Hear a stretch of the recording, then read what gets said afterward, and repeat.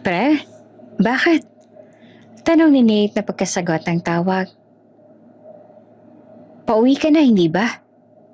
Oo, galing akong duty. May naging problema ba si Rowan? Taranta nitong tanong. Wala naman, pero pre, tulungan mo naman akong mamili ng yaya para sa inaanak mo. Hiling ni Adrian sa kanyang kaibigang doktor na si Nate. Oo, sige. Habang hinaharap ng magkaibigan ang paghahanap ng bagong yaya ni Rowan, No, not this one. Also not this one. Gulat na sabi ni Adrian nang makita ang isang resume na ani mo'y mag-a-apply bilang model. Ang sabi ko, yaya, ano pa itong binibigay nila? Inisasabi ni Adrian. Bakit pa hirap na hirap silang humanap ng yaya sa anak ko? Bakit puro palpak itong mga binibigay nila? Pre, real talk lang ha. You're a billionaire. Mayaman. Sobrang yaman. Kahit hindi ka na magtrabaho, ayos lang. Mabubuhay kayong mag-ama. Bakit pa kasi kailangan mo pa ng yayang mag-alaga kay Rowan? Hindi mo ba nakikita na wala namang yayang kayang tumagal dahil sa kamalitahan ng anak mo?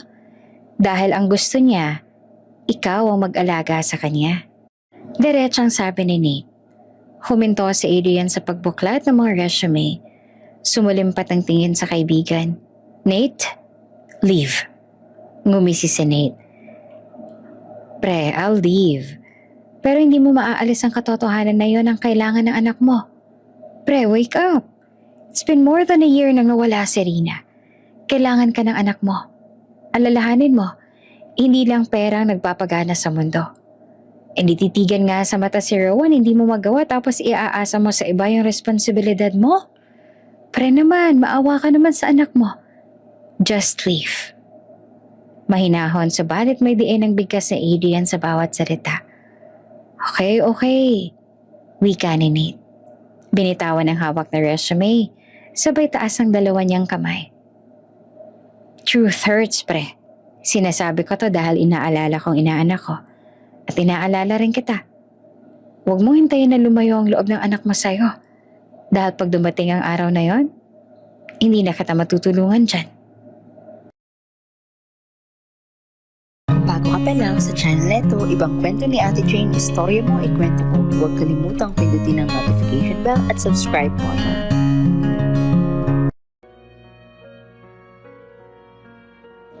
Tuwing ililibot ni Adrian ang mata sa tahanang dati puno ng saya, kalungkutan ng kanyang nadarama. Sa bawat sulok ng bahay ay namumutawi niya ang figura ng namayapang asawa na si Rina. Ang malumanay at malambing nitong tinig, pagiging maasikaso, mapagmahal na asawa at ina. At higit sa lahat ay ang pagmamahal na kanilang sinumpaan sa harap ng Diyos. 7 taon na ang nakakaraan. Umikot ang buhay ni Adrian kay Rina, lalo na nang biniyayaan sila ng anak na pinangalanan nilang Rowan. Mas nagsumikap si Adrian. Kahit bilyonaryo na ito simula pagkapanganak, hindi ito naging kampante at mas naging uhaw sa tagumpay. Subalit lahat ng ito ay tila naging bula nang masangkot sila sa isang malagim na car accident. Nakapagpabago yon ng buhay ng lahat. Daddy, wait! Habol ni Rowan sa ama habang pinapaandar ang kanyang automatic wheelchair. Hindi po ba kayo magbe-breakfast? Nakalihis sa mga mata ni Adrian nang sumagot ito sa tanong ng anak. No, I have an early meeting. I have to go. Mabilis itong turan sabay talikod sa anak. Be a good girl, okay? Mamita will be staying with you. Just call if there's a problem. Bye. Bili na to sa anak, sabay lakad palabas ang pinto. Okay, Daddy. Malungkot nitong sagot. I love you, Daddy. Pahina ng pahinang wika ni Rowan. I miss the old you, Daddy. Dagdag pa nito sabay tulo ng luha. 6 na taon na si Rowan at 1 taon niya nang kapiling ang wheelchair na kinauupuan. Kasama rin siya sa aksidente naging sanhe ng pagkamatay ng kanyang ina. Napuruhan ang kanyang spinal cord at nerves sa kumokontrol sa kilos ng kanyang mga binte. Kung kaya't hindi na ito makaramdam at naging dahilan ng pagkalumpo ng musmos na bata. At kinalaunan, ay pagputol ng mga ito. Hindi biro ang dinanas ni Rowan at pasan-pasan ito ni Adrian. Kaya mula ng araw na pinutulan nito ng mga binte ay hindi na niya matignan ng diretso ang anak. Hindi niya matanggap na bakit sa lahat ng tao ay anak niya pa ang kailangan dumanas nito. Sana'y siya na lang ang napuruhan sa aksidente at nalumpo. Alam niyang mas kaya niyang harapin ang ganitong pagsubok kesa sa kanyang anak na sobrang bata pa. Hindi pa man lang siya nakakabangon sa kalungkutan dahil sa pagkawala ng asawa ay kailangan niyang maging malakas para sa anak na kailangan ng matinding suporta. Kaya naman tinatago niya ang kanyang kalungkutan. Laging nakasuot ng masungit at matapang na maskara upang hindi makita ang kanyang kalungkutan.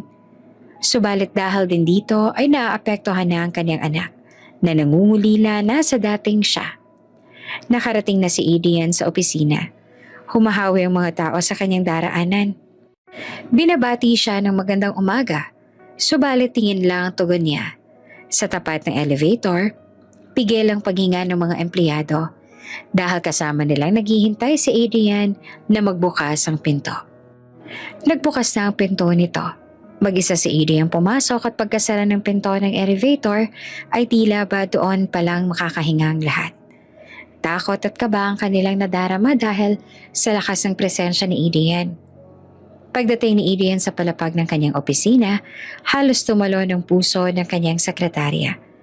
Wala pang 7:00 ay nandun na ang sekretarya dahil ang pinakaayaw ni Adrian sa lahat ay mauunahan pa niya ito sa opisina. Pagpasok ni Adrian sa opisina, nakahanda na ang lahat sa kanyang mesa. Mula sa mainit na kapeng walang asukal. Nakasalansang mga papeles na pipirmahan at ilang mga resume na kailangang pagpilian para maging yaya ni Rowan. Binuksan ni Adrian ang kanyang computer. Tinignan ang kanyang schedule para sa araw na yon. Matapos noon ay pinuntahan ng mga email at nakitang online ang matalik na kaibigang si Nate, ang pinakamamahal na ninong ni Rowan na siya ring doktor nito. Agad niya itong tinawagan. "Pre, bakit?" Tanong ni Nate pagkasagot ng tawag. "Pauwi ka na, hindi ba?" "Oo. Bakit galing akong duty? May naging problema ba si Rowan?" Taranta nito ang tanong. "Wala naman pero tulungan mo naman akong mamili ng yaya para sa inaanak mo." Hiling ng kaibigan. Sa bahay, hinihintay ni Rowan ang kanyang mamita sa sala. Strikta ito sa umpisa, ngunit hindi rin matiis ang apo kanatagalan. "Mamita!" Salubong nito kay Mamita habang pinapaandar ang wheelchair. Yumuko ito isang matamis na halik ang ibinigay ni Rowan sa pisngi ng matanda. "Ang sarap naman ng kiss ng maganda kong apo. Kumain ka na ba ng breakfast?" Umiling si Rowan. "Gusto ko po sanang sabayan si Daddy kumain kanina. I woke up very early. Kaso lang po umalis siya kaagad. Nagpaturo pa naman po ako naman ng magprito ng egg." Malungkot nitong sabi at napayuho na lamang. Nahabag ang matanda, sabay na inis sa sariling anak. Ngunit anong kanyang magagawa? Alam niyang hanggang ngayon ay may pinagdadaanan pa rin si Adrian. Kaya marahan na lang nitong hinawakan ng baba ni Rowan, iniangat at ngumiti. "Mamita's starving. I think I want egg for breakfast. Can I have them?" Wika ng matanda upang gumaan ang loob ng mahal na apo. Masayang nag-agahan ang maglola. Ang itlog na luto ni Rowan ang naging agahan ng matanda kahit nakapag-agahan na ito. Masisilayan ng ngiti ng musmos na bata na siyang kinagaan ng loob ng matanda matapos makita ang kalungkutang kagagawa ni Adrian. Natapos na ang masayang agahang inasikaso na ito ng matanda. Pinaliguan at binihisan. Pupunta sila sa clinic para sa therapy ni Rowan. Habang binibihisan ng apo, napansin ng matandang muli itong nanamlay. "Okay ka lang, Rowan? May masakit ba sa'yo? Masama bang pakiramdam mo?" "Mamita, I don't want to go to therapy." "Ay, Rowan, ayoko ng ganyan." Hininto ng matanda. "You need that therapy para sa prosthetics mo, remember?" Lumihis ang tingin ni Rowan. Pinipilit na wag irapan si Mamita. Nagsisimula ng sumama ang kanyang loob. "Ano bang problema? Bakit ayaw mo?" Malumanay na tanong ng matanda. Mamita, wala rin naman po kasi mangyayari. I heard from Ninong there's no assurance sa prosthetics. Bakit kailangan ko pa po mag-therapy kung paaasahin lang po ang sarili ko? Habang nasa gitna ng diskusyon ng maglola, hinaharap naman ng magkaibigan ang paghahanap ng bagong yaya ni Rowan. No, not this one. Also, not this one. Gulat na sabi ni Idia na makita ang isang resume na ani mo'y mag-a-apply bilang model. Ang sabi ko, yaya, ano ba itong mga binibigay nila? Inasasabi ni Idian. Bakit ba hirap na hirap silang humanap ng yaya sa anak ko? Bakit puro palpak ang mga binibigay nila? Pre, real talk lang You are a billionaire, mayaman, sobrang yaman. Kahit hindi ka na magtrabaho, ayos lang. Mabubuhay kayong mag-ama. Bakit ba kasi kailangan mo ng yaya na mag-aalaga kay Rowan? Hindi mo ba nakikita? Kaya walang yayang tumatagal sa kamalditahan ng anak mo dahil gusto niyang ikaw ang mag-alaga sa kanya. Diretsang sabi ni Nate. Huminto si Adrian sa pagbuklat ng resume. Sumalimpat ang tingin sa kaibigan. Nate, leave. Ngumiti si Nate. Pre, I'll leave. Pero hindi mo aalis ang katotohanan na yon ang kailangan ng anak mo. Pre, wake up. It's been more than a year nang nawala si Rina. Kailangan ka ng anak mo. Alalahanin mo, hindi lang pera ang nagpapagana sa mundo. Nititigan nga sa mata ni Rowan, hindi mo magawa. Tapos iaasa mo pa sa ibang responsibilidad mo. Pre naman, maawa ka naman sa anak mo. Just leave. Mahinahon subalit may diin ang bigkas ni Adrian sa bawat salita. Okay. Wika ni Nate. Binitiwan ang hawak na resume, sabay taas ang dalawa niyang kamay. Truth hurts, pre. Sinasabi ko to dahil inaalala ko ang inaanak ko. At inaalala rin kita. Huwag mong hintayin na lumayo ang loob ng anak mo sa'yo. Dahil pag dumating ang araw na yon, hindi na kita matutulungan dyan. Umalis si Nate. Nakangisi ito ngunit walang sama ng loob. Ganito lang siya palagi sa kaibigang byudo. Ang kanyang katwiran, masyado itong tengang kawali sa mga problemang dapat niyang harapin. Lalo na sa pagpapalaki kay Rowan. Nang naiwan si Adrian sa loob ng opisina, initsa niya ang mga resume sa kanyang harapan. Kulang na lang itapon niya ang mga ito sa basurahan. I know that. Hindi yun na kailangang paulit-ulitin sa akin yun. Pero anong gagawin ko kung nauunahan ako ng takot? Ines nito ang sabi. Napahawak si Adrian sa kanyang sentido. Matapos ay minasahe ito ng bagya. Pumikit at kinalma ang sarili. Sa kanyang pagmulat, isang resume ang kanyang nasilayan at may nakanote na nakasulat. Recommended by Dr. Nate Silverio. Busangot at nakahalukip-kip si Rowan. Ayaw pansinin si Mamita. Hindi maalis ang sumalimpat na mata. Rowan, ayusin mo yung mata mo. Hindi uubra sa akin yung mga ganyan mo. Alalahanin mo. Ako lang ang nagtsatsaga sa kamalitahan mo. Pag ako napuno, magpapahanap ako kaagad sa daddy mo ng yaya. Sige ka, hindi na kita pupuntahan.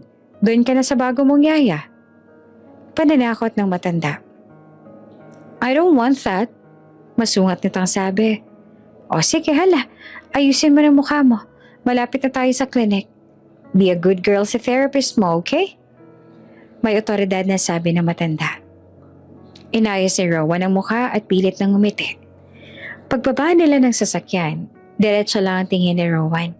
Kahit na good morning sa kanya ang lahat ay wala itong balak sumagot at walang emosyon ng mukha.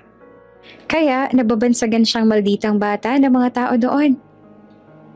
Good morning po, bati ng isang marikit na dalaga. Hindi ito katangkaran, ngunit may maamong mukha. Hanggang balikat na buhok at maayos itong nakapusod. Good morning, may therapy session ng apo kong si Rowan? Sabay tingin sa apong kalapit niya. Nandiyan na ba si Miss Danny? Ako po si Danny, ma'am. Ako po ang magiging therapist niya for the session. Nakangiti nitong sabi. Nakaramdam ng pangamba ang matanda. Batang-bata kasing itsura ni Danny. Mahinhin at tila balat sibuyas, pakiwari ng matanda. Tila kakayan-kayanin lang siya ng kanyang apong Maldita. Mamalditahan at pagkatapos ng session ay makikipagpalit ito ng care patient. Maiwasan lang si Rowan. Oh, okay. Hihintayin ko na lang kayo matapos. Enjoy, apo. Paalam ng matanda na may daga sa dibdib. Isang irap lang ang ginawa ni Rowan sa kanyang lola at nasaksihan ito ni Danny. Habang pinapanood ang dalawa sa pagpasok sa silid, napahawak ng rosaryo ang matanda. Panginoon kong mahabagin, parang awa niyo na po. Sana'y huwag siyang malditahan ng apo kong mabait. Kawawa naman po ang dalagang si Danny. Dasal nito. Sa loob ng silid may mga kasabay si Rowan na nagtitherapy ding mga pasyente. Ang iba ay may binti, ang iba ay wala. Merong braso, ang iba ay wala. Makikita sa mata ni Rowan ang pag-iwas sa kanila. At bukod doon, ayaw niyang masusulyapan ng sarili sa salamin. Okay, Rowan, mag-stretching muna tayo. Pinuhat ni Danny si Rowan, ngunit bigla itong sumigaw. I don't want to! Leave me alone! Napatingin ang lahat sa kanilang kinaroroonan. I said, leave me alone! I don't like you! Muli nitong sigaw.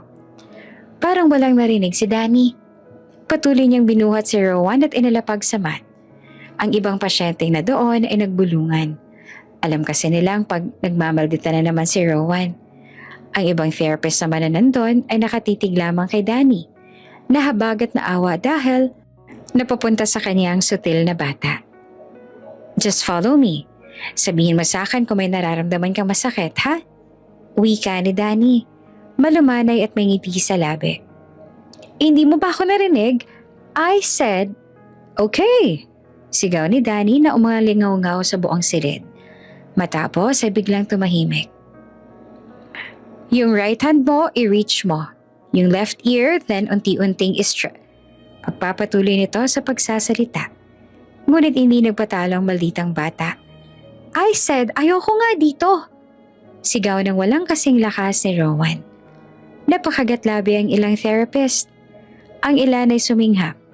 Samantalang si Danny ay diretsong nakatitig lamang kay Rowan. Ano, tapos ka nang sumigaw? Sambit ni Danny. Malumanay ngunit nakakatakot ang tinig. Hindi sumagot si Rowan. Nagulat. Hindi niya inaasahan ang reaksyon ni Danny. Kung tapos ka nang sumigaw, follow me. Okay? Sabi ni Danny at nagpatuloy sa pag-stretching. Nakaramdam ng hiya si Rowan. Tapos ay inis. Dahil bakit parang wala lang kay Danny ang kanyang pagsigaw? Nakatitig lang si Rowan kay Danny. Napansin naman ito ni Danny. After nag-session, ihahatid kita sa lola mo. Pero bago mangyari yon, kailangan matapos mo muna ang session mo. Kahit lumagpas pa tayo sa oras. Naiintindihan mo? Mariing sabi ni Danny. Sa unang pagkakataon, sumunod si Rowan sa therapist. Inilagay nito ang kanang kamay sa tenga at marahang nag-stretch. Walang angal, walang arte. May mga matatalim na tingin, subalit tila wala siyang magawa kung hindi ang sumunod lang kay Danny. Matapos ang kulang isang oras ay natapos na ang session. Nakapag-cool down na ang dalawa at nabawasan na rin ang mga irap ni Rowan kay Danny. Habang sudlang ni Danny ang wheelchair ni Rowan pabalik sa kanyang lola, ay may sinabi ito sa musmos na bata. Alam kong mahirap ang nasa ganyang sitwasyon, pero gusto ko lang malaman mo na hindi ka nag-iisa. Marami kayo. Lahat ng nasa kwartong to, may kanya-kanyang storya kung paano sila nalagay sa ganyang sitwasyon. Iba-iba man, pero hindi ka nag-iisa. Tumingin si Rowan sa kanyang paligid. Alam niya namang hindi siya nag-iisa sa ganitong kalagayan at may mas malala pa nga sa kanyang sitwasyon. Subalit hindi niya matanggap bakit siya pa ang kailangang dumanas nito. At isa pa, gusto ko rin ipaalam sa'yo na hindi isang lumpo ang tingin ko sa'yo. Ang tingin ko sa'yo ay isang batang matapang. Maldita nga ang bansag sa'yo dito. Alam mo ba yon? Ang ibig sabihin nun ay kaya mong ipakita sa mundo na kahit wala kang binte para maglakad, kaya mong humakbang para sa sarili mong kinabukasan, na kaya mong tumayo sa sarili mo. At ipakita na wala man ako mga binte, proud ako sa sarili ko. Ani ni Danny. Naramdaman ni Rowan na namamasa ang kanyang mga mata. Subalit ayaw niya itong ipahalata. Lumihis ito ng tingin at muling nagtataray. I want to see Mamita, utos nito. May kinuha si Danny na invitation mula sa kanyang bulsa at inabot kay Rowan. Baka gusto mong pumunta dito. Marami ka makakalaro sa event na to. Nahatid na ni Danny si Rowan sa kanyang mamita. Mamita, pupunta na po ako sa car. Wika nito at pinaandar na ang wheelchair. Kinuha naman itong pagkakataon ng matanda upang alamin ang nangyari. Palubog na ang araw. Nagmamadali si Danny na mag-out dahil may kailangan siyang puntahan. Ngunit hinarang siya ng gwardiya dahil may hindi siya inaasahang bisita. Sino daw po yun? Tanong ni Danny. Adrian Alvarez po, ma'am. Tugon ng gwardiya. Napaisip si Danny. Wala naman siyang kilalang Adrian Alvarez. Ayaw niya sana itong harapin dahil sa pagmamadali. Subalit naharang na siya ng gwardiya. Kaharap niya na si Adrian. Good evening, bati ng binata. I know it's late and thank you for your time. Pilit na minumukhaan ni Danny ang kaharap. Parang kawangis ito ng kanyang therapy kanina. Kamukha ni Rowan. Napalunok ito at kinabahan. Baka kamag-anak ko tatay siya ni Rowan. Bakit pa kasi tinanggap ko pa yung batang yan sa session? Alam mo nang maldita yung batang yan. Baka kung anong sinabi niya sa tatay niya. Anong gagawin ko? Masisisante na ata ako, paano na yan? Bulong nito sa kanyang sarili. I am here to hire you as a yaya for my daughter, Rowan. Diretso nitong sabi. Po? Teka lang. Agad-agad? Ay, okay lang po ba kayo, sir? At saka, wala naman po akong in-applyan para maging yaya. Kumunot ang noon ni Adrian. But your resume was submitted to me. You were recommended by Dr. Nate. Nasa bahay na noon si Rowan. Nakatitig sa papel na ibinigay ni Danny kanina. You're invited to our little celebration. Please come and join us for our Thanksgiving from Tahanang Pantay na Hakbang. Rowan, ba't hindi ka pa natutulog? Wika ng matanda. Napansin kasi nitong bukas pa ang ilaw sa loob ng silid ni Rowan. Sa sobrang lalim ng iniisip ni Rowan, hindi niya napansin ang pagbukas ng pinto ng kanyang mamita. What's that, apo? Tanong ng matanda nang makitang may hawak na papel ang kanyang apo. Yung therapist po kasi kanina, binigay po sa akin to. Invited daw po ako. Wika ni Rowan. Pinasa ng matanda na kasulat. Hindi siya pamilyar sa lugar, subalit parang narinig niya na ito kung saan. Do you wanna go? Tanaw ng matanda. Opo. Okay, then we will go. Nakangiting wika ng matanda. And also may hindi matuloy na sabihin si Rowan. Nahihiya ito, ngunit gusto niyang malaman nito ng kanyang mamita. Tell me, apo, anong gusto mo?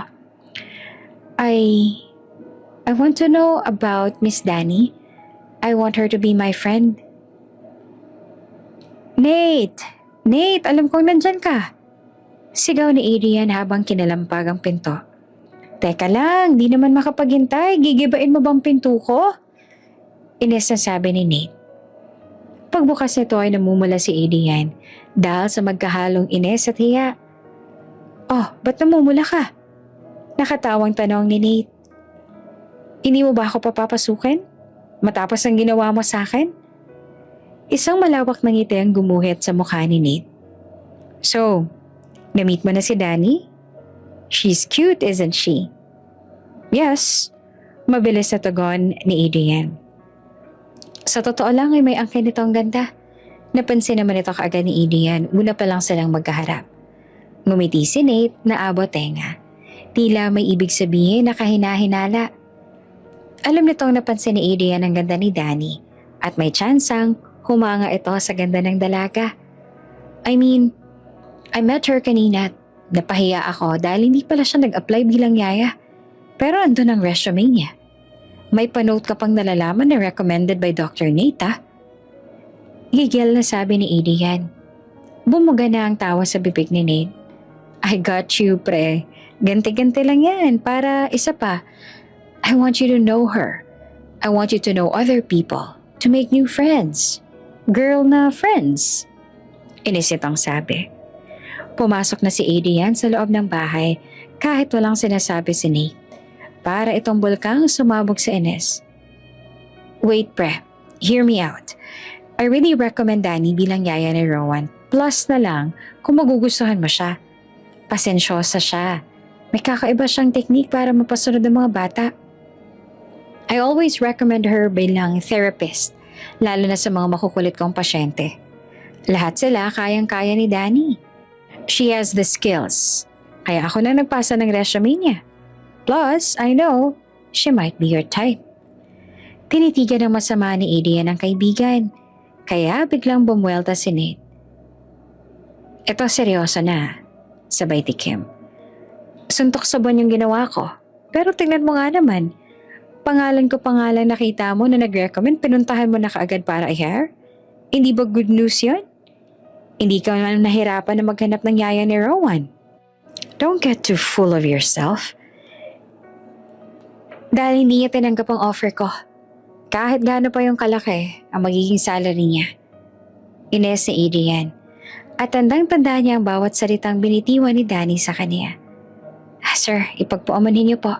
Hindi ko po alam kung anong pinag-usapan niyo ni Doc Nate at napili niyo po ako maging yaya ng anak niya pero mahal ko po ang trabaho ko. Matapang nitong sabi. Sana inisip niyo po muna yung mga salitang lalabas sa bibig niyo bago niyo ako alokin ng pera. Ang dating ba ay mukhang pera ako? Hindi. Hindi ko kailangan ng pera ninyo. Kaya ko namang kitain yan sa sarili kong pagsisikap. Bulyaw nito kay Adrian. Nang marinig ito ni Nate ay mangiyak-ngik ito sa tawa dahil kuhang-kuha ni Danny ang Ines ni Adrian ng oras na yun. Hindi ito makapaniwalang may kayang gumawa sa kanya ng ganong bagay at bukod doon, hindi niya ito mapatulan. Naiinis siya, ngunit tila ba tama si Danny sa kanyang mga sinabi tungkol sa kanya. Gusto niyang makipagtalo. Subalit para siyang batang tiklop kay Danny ng oras na yon. Kaya ka nandito dahil na-reject ka. Kawawa ka naman pre. Mapang-asar na sabi ni Nate. Pwede pa naman tayong maghanap ng ibang. No, I want her. You want her? Teka pre, ang bilis mo naman. You want her? Agad-agad?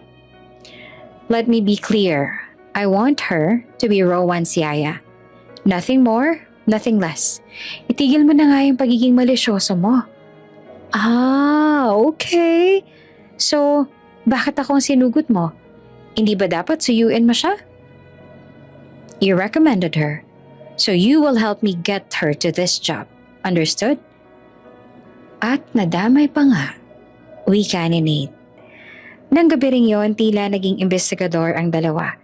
Inalam ang mga bagay-bagay sa dalaga at sa social media ang dalawa ay nagsimula. We can use this if you want, suhestyon ni Nate. Maiging tinitigan ni Adrian na nakapost. Na not this time. Dahil sa kagustuhan ni Adrian na makuhang yaya si Danny, ay araw-araw siya nagpapadala ng kung ano-ano dito. Mga panunuyo para siya'y pumayag na maging yaya ng anak. Ngunit singhal at sigaw ang tinatamasa ng mga delivery rider sa dalaga. Ni isa sa mga ito ay walang tinanggap si Danny. Nang dahil dito ay sumakit ang ulo ni Adrian. Hindi naman niya ito nasabi sa anak. Gusto niyang pagpumayag si Danny, saka niya sasabihin na may bago na siyang yaya. Nang dahil sa pagiging mas abala ay lalong nawalan na ng oras ang ama ni Rowan sa kanya. Mabuti na lang at natagpuan niya si Danny na siyang nagmulat sa kanya sa mundo ng may mga kapansanan. Nagpatuloy ang therapy session ni Rowan. Laking tuwa ng kanyang mamita dahil napermi na rin ang nag-therapy kay Rowan. Bukod doon, nakikisalamuhan na siya sa iba pang may mga kapansanan. Mabuti na lang at malawak ang pangunawa ng mga nasa klinik at binigyan si Rowan ng pagkakataon sa kabila ng pagmamaldita nito noong una. Bukod doon ay nag-umpisa na rin silang dumalaw sa isang tahanan. Ang tahanang pantay na hakbang. At doon mas dumami pa ang kaibigan ni Rowan na katulad niya. Danny Iha, maraming salamat at inimbitahan mo ang apo ko dito. Tingnan mo at sobrang saya niya. Hindi maalis ang ngiti sa mukha niya. Sa nakalipas na taon, ngayon ko lang muling nakita ang apong ngumiti ng ganyan. Tuwing nandito siya, normal siya at nagbuhos ang confidence niya. Sobrang laking tulong na to para sa kanya. Tuwang-tuwang sabi ng matanda. Nasa Thanksgiving event sila noon ng tahanang Pantay na Hakbang. Isang tahanan kung saan mga ulilang PWD ang naninirahan. Mga taong iniwan ng mga kaanak at pamilya dahil sa kapansanan. Sa tahanang ito, sila ay nagtutulungan upang punan at tanggap ang pagkukulang ng bawat isa. Mabuti naman po at nakatulong kay Rowan. Sa totoo lang po, malaki rin po ang in-improve niya. Hindi lang po physically, kung hindi emotionally. Ani ng dalaga. Siyang tunay. Hay, salamat na lang talaga at dumating ka sa buhay namin, Iha. Sana hindi ka magsawang gabayan ng apo ko. Ngumiti si Danny. Gusto niya maging tunay na masaya. Subalit pag naaalala niya ang pamimilit ni Adrian sa ama ni Rowan, ay napipigilan ng lubos na kaligayahan ng kanyang puso. Inilihim ito ni Danny kay Rowan. Malapit na rin kasi sila sa isa't isa. At nalaman niyang walang oras ang amang si Adrian kay Rowan na palaging inda ng musmos na bata. Ito ang naging dahilan kung bakit maldita si Rowan noon. Alam ni Rowan na mali. Ngunit ito lang naiisip niyang paraan upang si Adrian mismo ang mag-alaga sa kanya. Sa abot po na makakaya ko, gagawin ko po yun. Nakangiti nitong sabi. Ay, siya nga po pala. Maraming salamat po sa pag-donate ng malaking halaga para matuloy ang event na to. Walang hanggang pasasalamat po ang nais naming ipaabot sa inyo, ma'am. Ako? Wala akong dinodonate dito. Bala ko pa nga lang alamin ang mga kulang na facilities dito ngayon para makatulong. Habang nag-iisip ay may tumawag kay Danny. Dumating ang nag-sponsor ng Thanksgiving party at nais siya nito makausap. Habang papunta sa opisina, ayaw isipin ni Danny na si Adrian ang nag-donate. Pilit niyang inaalala kung Mr. o Mrs. Alvarez ba ang naka-address sa donasyon. Ngunit habang papasok siya sa silid, ay nanlumo siya sa kanyang nakita. Hi Danny, ngiti-ngiting bati ni Nate. Hi Miss Danny, bati naman ni Adrian. Anong ginagawa niyo rito? Sigaw ni Danny. Hindi ba pwedeng pumunta ang sponsor ng Thanksgiving na to? Wika ni Adrian na may seryosong muka. Hindi. Hinawakan ni Danny ang kamay ni Adrian at kinaladkad palabas. Nakarating ang dalawa sa may parking lot. Mahigpit ang pagkakahawig ni Danny at tila ayaw pakawalan si Adrian. Nang malayo na sila sa opisina, ay huminto si Danny at galit na hinarap si Adrian. Sir, ilang beses ko po bang sasabihin sa inyo na hindi ako papayag na maging yaya ng anak ninyo? Alin ba ito na hindi niyo maintindihan? Sigaw ni Danny. I understand every word that you utter. Pero please, tanggapin mo na ang alok ko. Ano ba kasing dahilan mo bakit ayaw mong tanggapin ang offer ko? Money is not a problem. Kung sa klinik ang iniisip mo, akong bahala doon. Ano bang inconvenient ang nakikita mo para tanggihan ako? Ayaw mo bang mas mapadali ang lahat? Hindi mo kailangang mag-therapy ng ilang tao araw-araw. Nakafocus ka lang sa anak ko. Ayaw mo pa ba yon? Sir, naririnig mo po bang sinasabi ninyo? Anak ninyo, nag-iisa niyong anak. Kailangan niyo pang ipaalaga sa isang katulad ko? Kayong limpak-limpak ang pera na pwedeng hindi na magtrabaho. Siya pang nangangailangan ng yaya para lang mag-alaga ng anak? Bakit po kaya hindi niyo nalang gamitin ang pera niyo para patakbuhin ang kumpanya niyo? Para kayo makapag-focus sa anak ninyo. Hindi naman mahirap alagaan si Rowan. Hindi lang kayo matyaga. Galit na sabi ni Danny kay Adrian. Hindi ako ang kailangan ni Rowan, kung hindi kayo. Natigilan si Danny. Nadala na siya ng bugso ng damdamin. Hindi niya alam kung alam ba ni Adrian na siya ang therapist ni Rowan. Napakagat ito ng kanyang labi at lumihis ang tingin nang mapagtantong marami na siyang nasabing hindi dapat sabihin. Nang dahil sa mga narinig niya, ay tila sinampal siya ng mga salitang binitiwan ni Danny. Tama si Danny. Pwede nga niyang gawin yon. Subalit alam niya sa kanyang sarili na hindi pa niya kayang harapin ang anak. I know that, but I can't. Deep inside, I'm still suffering. Parang sinuntok ang puso ni Danny nang marinig ang mga salitang yon. Lalo na nang makita ang mga mata ni Adrian na nangingilid ng mga luha. Ngunit ayaw tumulo ng mga ito. Please, I'm begging you, Danny. Tulungan mo naman ako mapalapit sa anak ko. Sana tanggapin mo na ang alok kong maging yaya ni Rowan. Ikaw lang nakikita ako makakatulong sa aming mag-ama. Pagsusumamo nito. Hindi alam ni Adrian kung saan niya nakuha ang mga salitang kanyang binitawan. Ang tanging alam niya lang ay kailangan niya si Danny para sa kanyang anak. Nabalot ang katahimikan ng paligid. Hindi makapag-isip si Danny ng isasagot. Gusto niyang panindigan ang desisyon. Subalit nararamdaman niyang lumalambot na ang kanyang puso. Nang biglang may tinig silang narinig mula sa hindi kalayuan. Daddy? Magiging yaya ko po si Ate Danny? Gulat na wika ni Rowan. Walang kamalay-malay ang dalawa na nandoon pala si Rowan.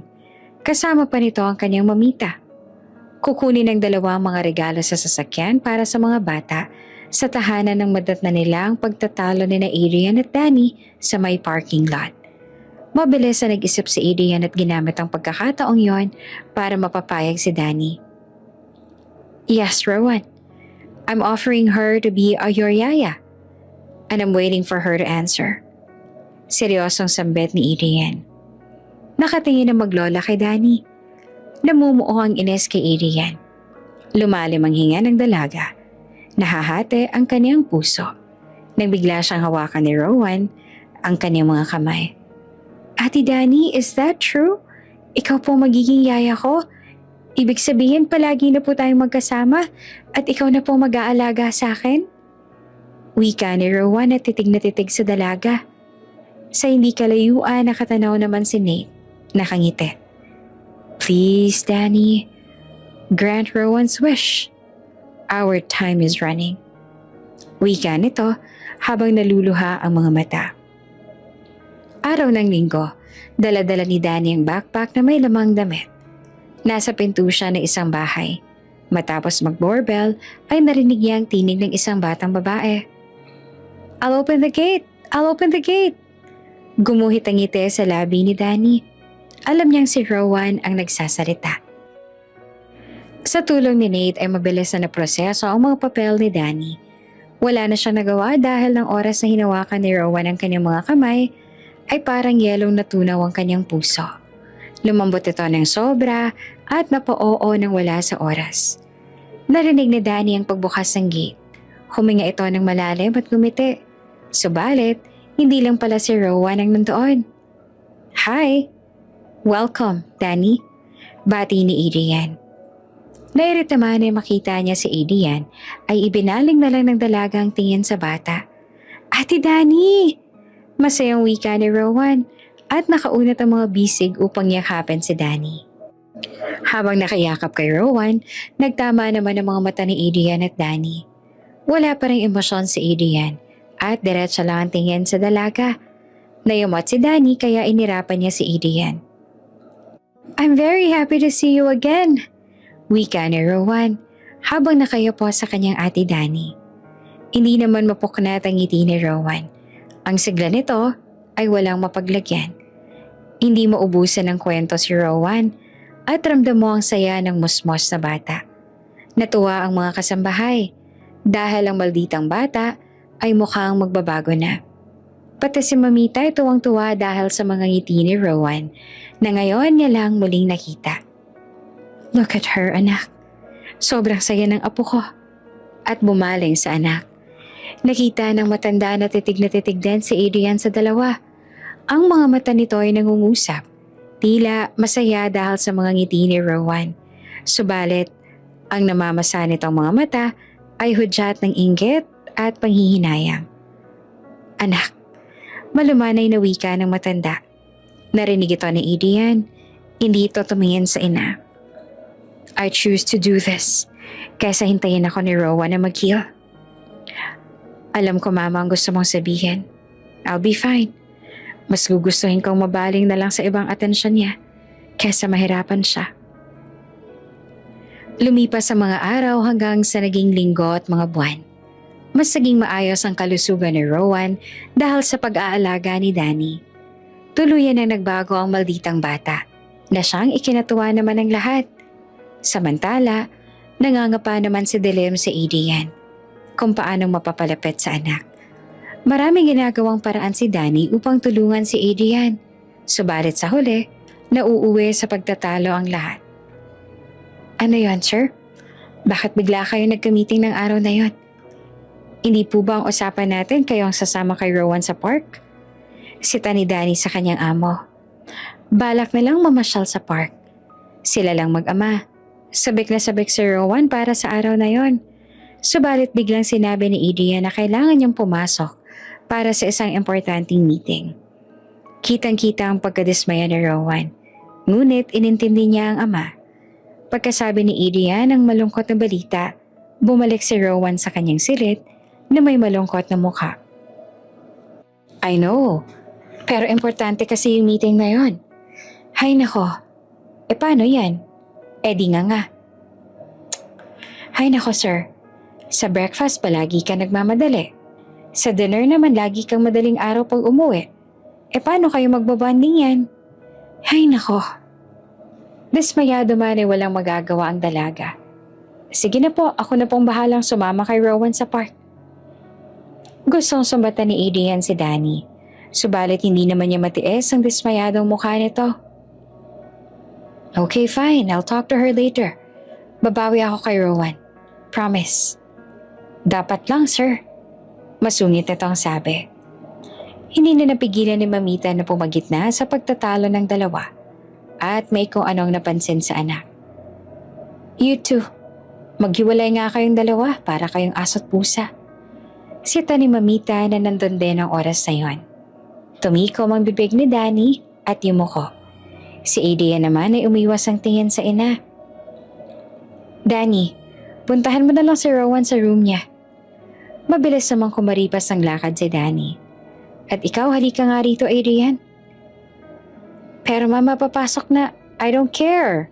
Ikaw ang boss, maghintay sila sa office. Hindi ba't sinabi ko sa'yo mula nang pinaubaya mo ang kumpanya na family first? Pero anong ginagawa mo? Sermon ni Mamita. Napayuko si Adrian at tahimik na nakikinig sa ina. Mabuti na lang at nandyan si Danny para i-push kang mapalapit sa anak mo. Kasi ikaw hindi ka nakikinig sa akin. Matagal ko nang sinasabi mga ganitong bagay sa'yo pero niayain si Rowan hindi mo magawa. Mabuti pa kay Danny nakikinig ka kahit kaunti. May halong tampo sa tono ni Mamita upang mapukaw nito ang atensyon ng anak. Subalit sa likod nito ay ikinatuwa niya ang pagsunod ni Adrian kay Danny. What do you mean, Mama? Ayoko lang ng gulo. Kaya sinusunod ko si Danny. Iyon lang yun. Walang ibig sabihin nun. Paliwanag ni Adrian. Whatever. Basta ang alam ko, Danny is good for the both of you. Kaya huwag kang magpatumpik-tumpik pa, okay? Kilala kita, Adrian. I know there's something. Ang kaninang naiinis itong mukha ay nabago. Tila tinutukso nito ang anak sa yaya ng kanyang apo. Mama? At tinawanan lang ito ni Mamita. Ngumisi naman si Adrian. Alam niya ang ibig sabihin ng ina. At hindi ito makapaniwalang pati ang kanyang ina ay napapansin ang pagsunod niya kay Danny. Sa hindi naman maipaliwanag na dahilan, walang pagdadalawang isip niyang sinusunod ang dalaga. Subalit sadyang ang mga pagkakataon lang ang hindi sumasang-ayon sa kanilang mga plano, kaya palagi itong nabubulilyaso. Ang selos at panghihinayang nung una ay nauuwi na rin sa pagtingin ni Adrian kay Danny nang hindi niya namamalayan. Samantala, hindi pa rin tumigil si Danny na gumawa ng paraan upang magkalapit ang mag-ama. Ano, ready ka na ba mamaya para gawa ng daddy mo ng merienda? Tanong ni Danny. I feel nervous, ate. Hindi po kayo magalit si daddy? Baka makaabala po ako sa work niya. He's a busy man, you know? Malungkot na sabi ni Rowan na tila nagdadalawang isip. Ano ka ba? Hindi natin malalaman kung hindi natin susubukan. Tsaka sayang naman yung mga ni-research mo na recipe. Nag-practice pa nga tayo kung paano lutuin yung mga yon. Aba, hindi mo ba alam na umay na akong umubos ng pasta in oil at mga bread? Masungit ngunit pabirong sabi ni Danny sabay pamewang. Natawa naman si Rowan. Ang halakak nito ay nakapagpalukso sa puso ng matanda na nakikinig sa isang tabi. Matapos maubos ang tawa ni Rowan ay saka ito muli nagsalita. Okay po ate, gagawin ko na po. Pero tulungan niyo po ako ha? Oo naman, tutulungan kitang magluto. No problem. Hindi po ate, sa pagbibigay po kay daddy. Please. Pakiusap ng alaga. Napangiwe si Danny. Hindi niya alam kung nais niya bang makita si Adrian o hindi. Alam niyang palagi silang nagtatalang dalawa. Ngunit dahil doon, pakiramdam niya ay may kung ano na siyang nararamdaman sa ama ng kaniyang alaga. Gusto niyang dumistansya, subalit kailangan niyang tulungang magkalapit ang mag-ama. Daddy's a nice man. Poker face ang po talaga siya. At masungit at magagalitin at hindi marunong mag-smile at nakakatakot. Pero he is a nice man. Natawa ang matanda sa narinig sa apo at doon siya napansin ng dalawa. Hi mamita! Bati ng bata. We will be doing Daddy's merienda. Can you help us? Isasama ko rin po si Ate Danny sa office. Okay lang po ba yon? Oo naman apo, no problem. Naganda ng masarap na merienda ang tatlo para dalhin kay Adrian. Punong abala si Rowan. Kahit nasa walang mga binte ay gumawa sila Danny ng paraan upang siyang personal na makapagluto. Gamit ang silyang pinatungan ng sangkaterbang throw pillow ay doon nakaupo si Rowan para makita ang kalan. Taga-abot naman si Mamita ng mga sangkap at si Danny naman ang tagahiwa at tagahugas. Kitang-kita sa mukha ni Rowan ang pagiging seryoso sa kanyang ginagawa. Nais niyang magustuhan ni Adrian ang kanyang inihanda. Hanggang sa paglalagay sa baonan ay siya mismo ang gumawa. At pagpatak ng alauna, naghanda na si Rowan para pumunta sa opisina ng ama.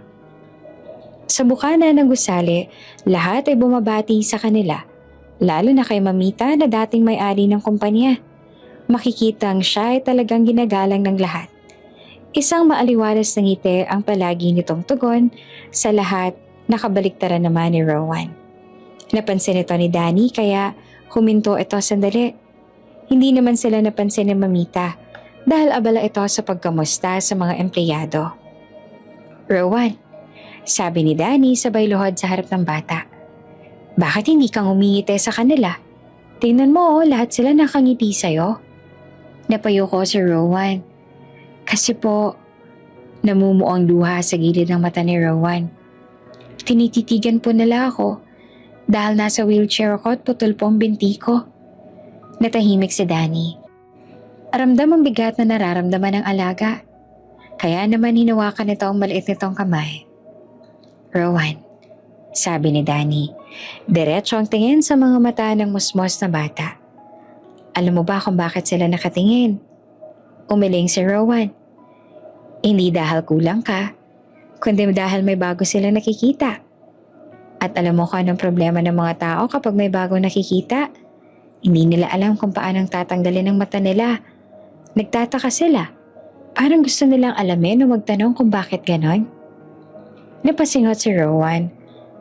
Pero nakakahiya po. Parang sinasabi ng mga mata nila na kawawa ako dahil wala akong binti. At tumulo na ang luha sa mata nito. Ngumiti si Danny.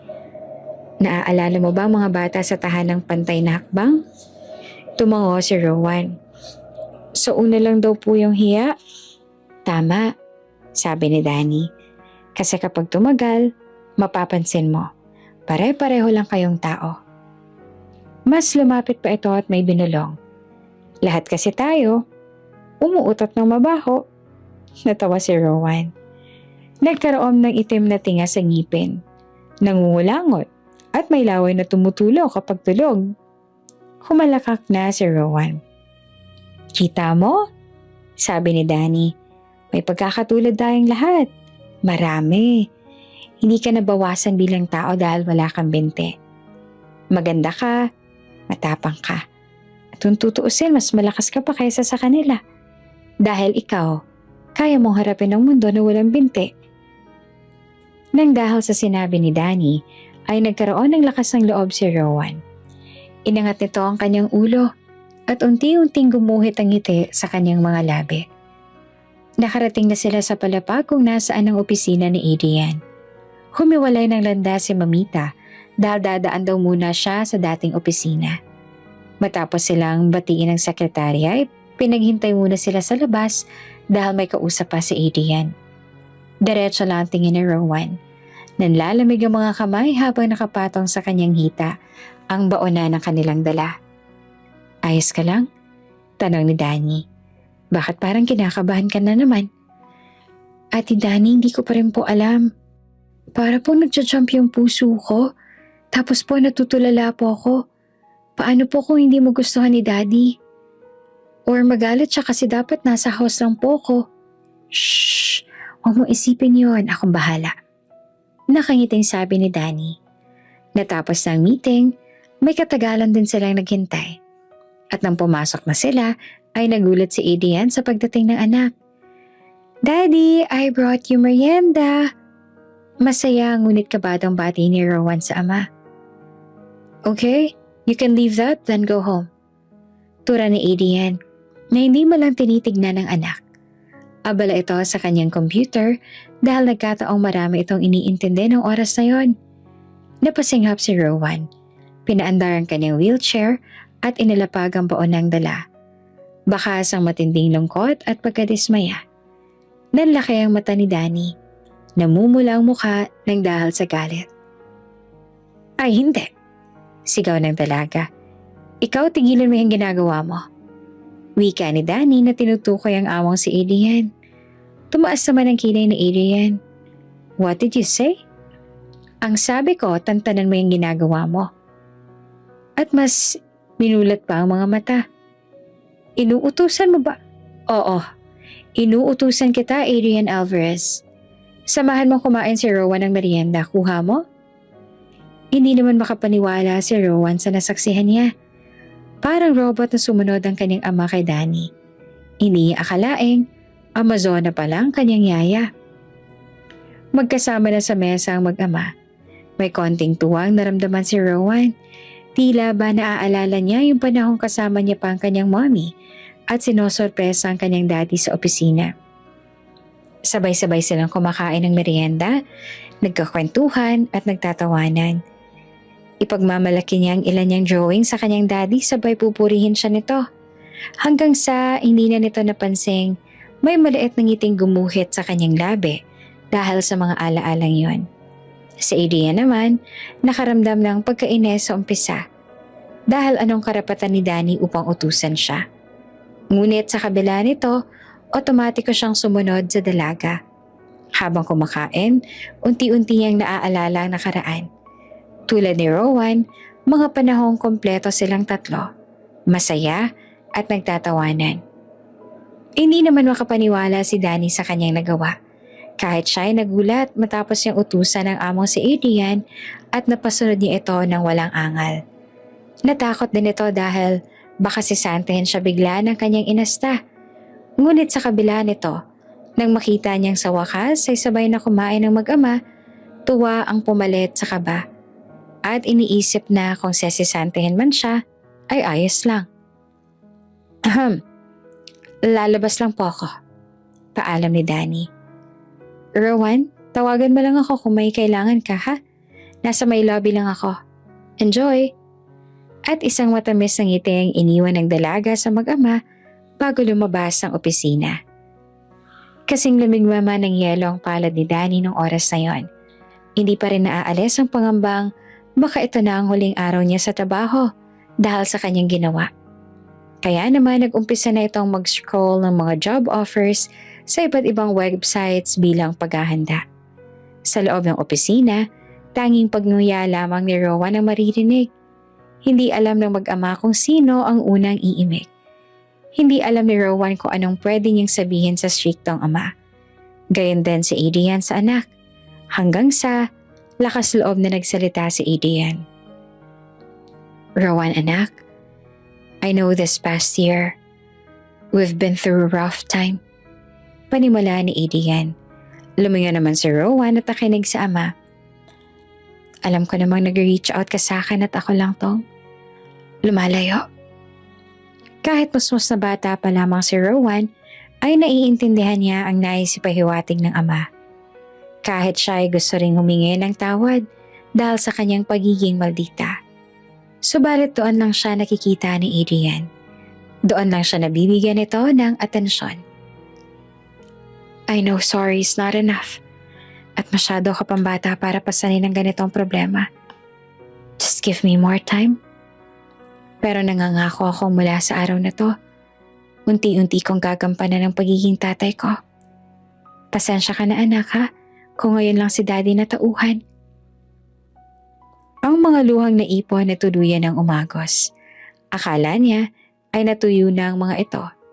Subalit habang siya ay nagsasalita, parang bukal ng luha ang kanyang mga mata.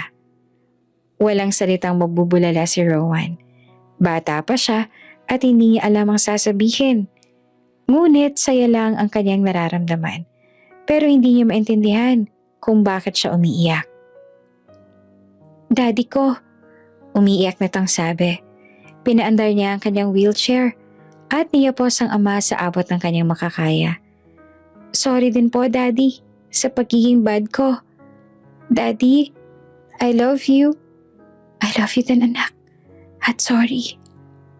Samantala sa labas, patuloy ang pag-scroll ni Danny at naghahanap ng job offer. Natatawa na lang ito sa kanyang sarili at napapailing. Teka, ito malapit lang sa bahay. Pwede na to. Sige, ayusin ko na nga tong resume ko. Bulong nito. Hindi naman sinasadyang marinig ito ni Mamita na nasa kanyang tabi lamang. Nagtataka ito kasi bakit nasa labas ang dalaga at abala sa pagsuscroll. Babatiin niyo muna sana ito bago pumasok sa opisina ng anak nang marinig na mag-aayos na siya ng resume. Resume? Bakit? May nangyari ba? Sinisanti ka ba ng anak ko? Tanong ng matanda. Nagulat ang dalaga at biglang tinago ang cellphone. Wala naman po. Ano po kasi halata sa mukha ni Danny na may tinatago ito. Tumaas ang kilay ng matanda. Wala nang nagawa si Danny kundi ang magsabi ng totoo. Kasi po ma'am, nasigawan ko po si Sir Adrian. Nakayuhunat ang sabi. Nanlaki ang mga mata ni Mamita. Kahit malapit na sila ni Danny at magaan ang loob nito sa dalaga, ay hindi tama ang ginawa nito sa kanyang anak. Nagsisimula na ring lumaki ang ilong nito at namumula ang pisngi. Bubugahan na dapat niya ito ng apoy nang biglang lumabas ang mag-ama mula sa opisina. Mamita! Salubong ni Rowan sa kanyang lola na namumula ang mga mata tila ba kakatapos ng umiyak.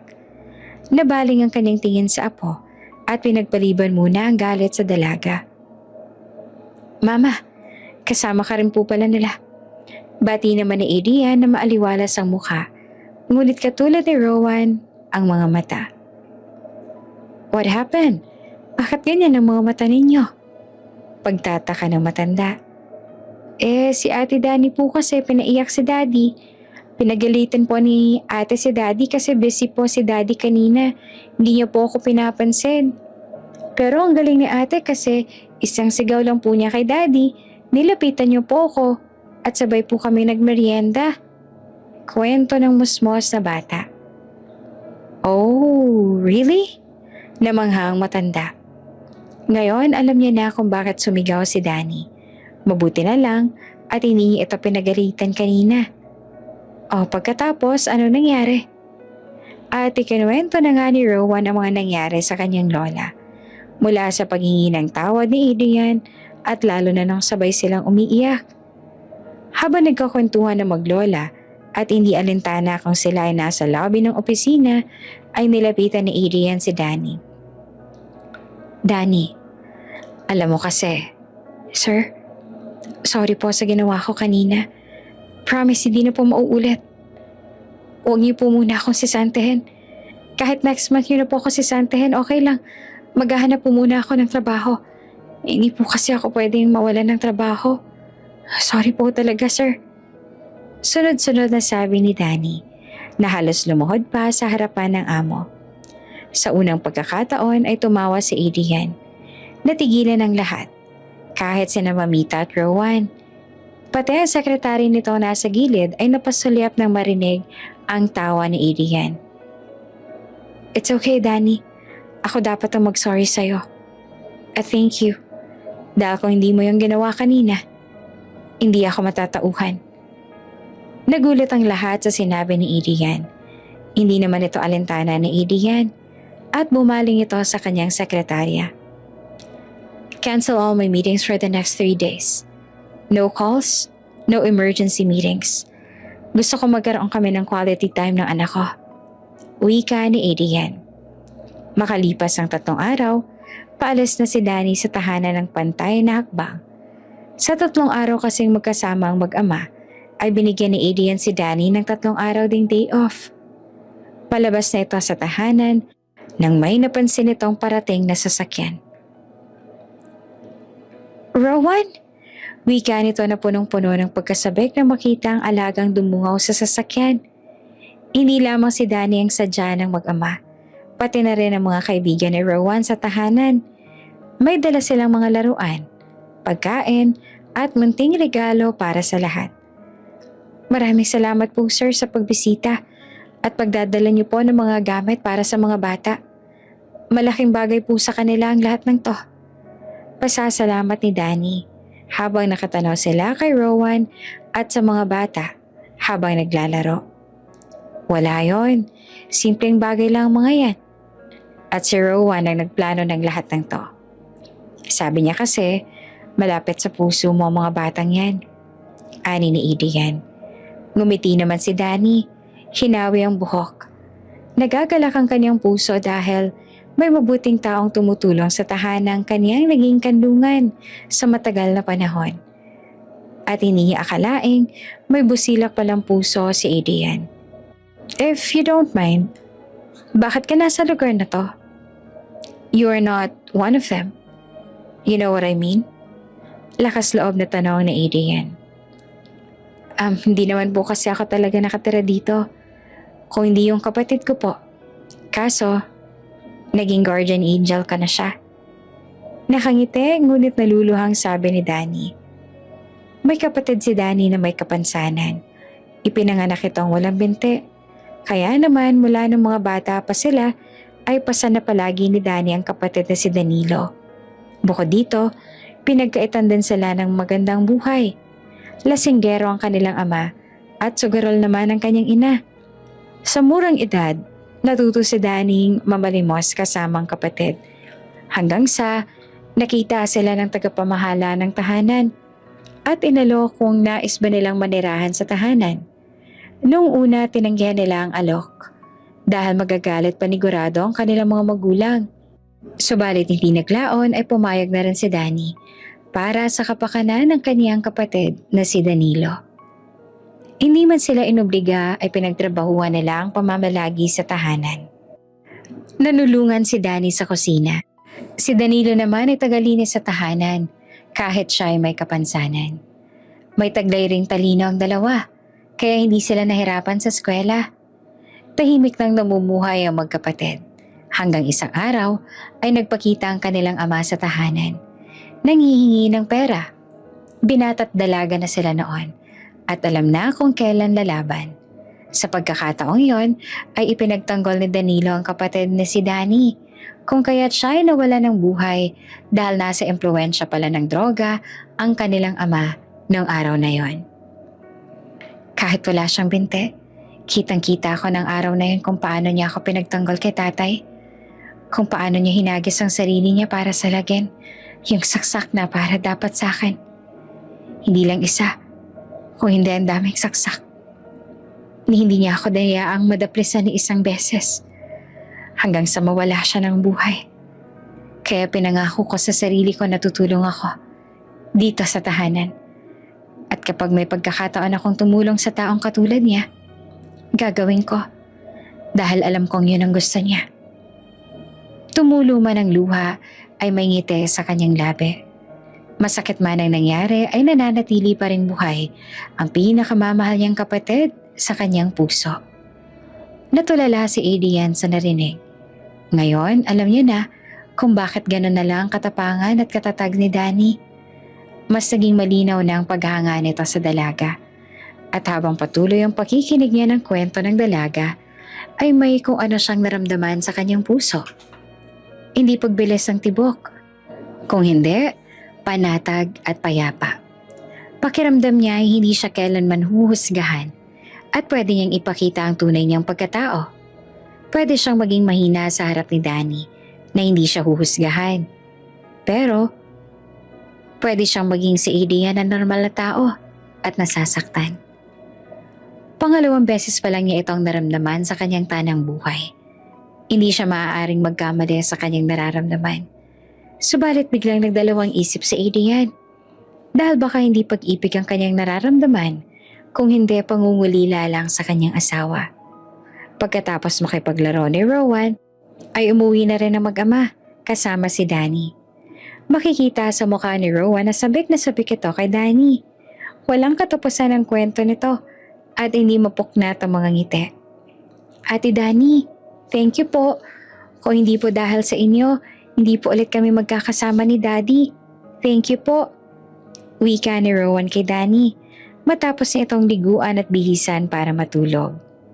Kasalukuyan, nasa kusina naman si Adrian at pinagtitimpla ang anak ng gatas. Ano ka ba? Wala yon. Masaya ako dahil naging okay na kayo ng daddy mo. Yun naman kasi ang dapat, di ba? Ang saya-saya ko po.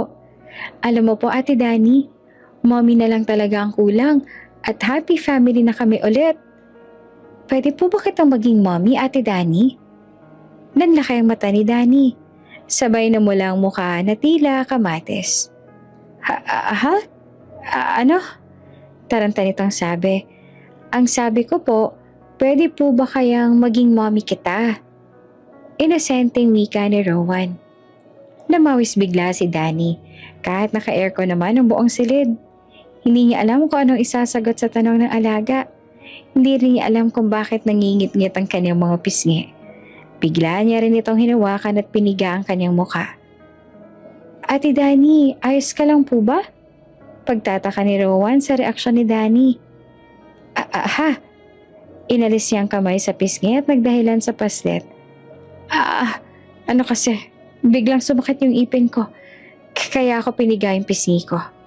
Ang sakit? Grabe. Ang sakit. Naging epektibo naman ang sinabi ni Danny kay Rowan. Nang makatulog na si Rowan, ay iniwan na siya ni Danny. Habang nakahiga sa kama, nakatitig si Danny sa kisame. Paulit-ulit siyang namutawi sa kanyang isipan. Ang pag-uusap nila ni Rowan, hindi siya makapaniwalang sinabi yun ni Rowan sa kanya. Sa totoo lang ay gustong-gusto niyang maging ina. Kahit nga wala siyang maging asawa ay ayos lang basta magkaroon siya ng anak na mamahalin at paglalaanan ng lahat ng kanyang pagmamahal. Lalo na kung katulad ito ni Rowan. Kahit na kasi naging maldita ito noong umpisa, kinalaunan ay ipinakita nito kay Danny kung gaano siyang kabuting bata. Ngunit biglang lumitaw sa isipan ni Danny ang mukha ni Adrian. Ang walang emosyon nitong mukha. Palaging nakakunot ang noo at matalim na titig. Gwapo si Sir Adrian. Kung ngingiti lang siya at hindi nakakunot ang noo. Wika nito habang nakikititig sa kisame. Ngunit mukha ni Adrian na nakikita. Kaso wala eh. Palagi siyang nakasimangot. Sinong gaganahan sa kanyang magkagusto? Laging galit. Hay nako. Bakit ko ba iniisip si Sir Adrian? Feeling naman ako magkakagusto sa akin yun. Tsaka, ano ka ba, Danny? Usap bata lang yung nangyari kanina. Bukas, makakalimutan na niyo ni Rowan. Bumalikwas ito ng higa at pumwesto na parang matutulog. Tulog na, Danny. Imagination mo lang lahat ng yan. Wika nito sabay pikit ng mga mata. Lumipas pa ang mga araw at makikita ng pagbabago sa relasyon ng mag-ama. Maagang bumangon si Rowan upang siya mismong maganda ng agahan ng kanyang daddy. Kaya, obligado rin si Danny na gumising ng mas maaga upang tulungan ng alaga. Sabay silang mag-aagahan at nagkwentuhan sa hapag. Ang ingay at tawanan ng mag-ama ay tila musika kay Mamita, sa mga kasambahay at kay Danny. Samantala sa klinik ni Nate, nandoon naman si Mamita. Kausap si Nate. Seryoso ang dalawa at hindi maipenta ang mukha ng dalawa. Nate, this cannot be. Akala ko ba? At hindi na nga napigilan ng matanda ang kanyang mga luha. Mamita, kahit ako nanlulumo sa nakita akong results. We are trying our best pero sadyang mapanlin lang ang sakit na to. May iba pa bang nakakaalam nito? Umiiyak na tanong ng matanda. Wala po, Mamita. Up to this moment. Bukod sa team ko, kayong dalawa lang po nakakaalam ng bagay na to. Tura ni Nate. We have to do something para matupad ang hiling niya. Wika ng matanda. Makalipas ang ilang araw, naisipang dalawin ni Rowan ng ama, kasama si Danny. Sabik na sabik ang batang makita ang kanyang ama. Hindi mapuknat ang mga ngiti nito. Subalit sa pagbukas niya ng pinto, hindi nila inaasahan ang kanilang nakita. Bakit ka nasa office ng daddy ko? Mataray na wika ni Rowan. Hi darling, I missed you.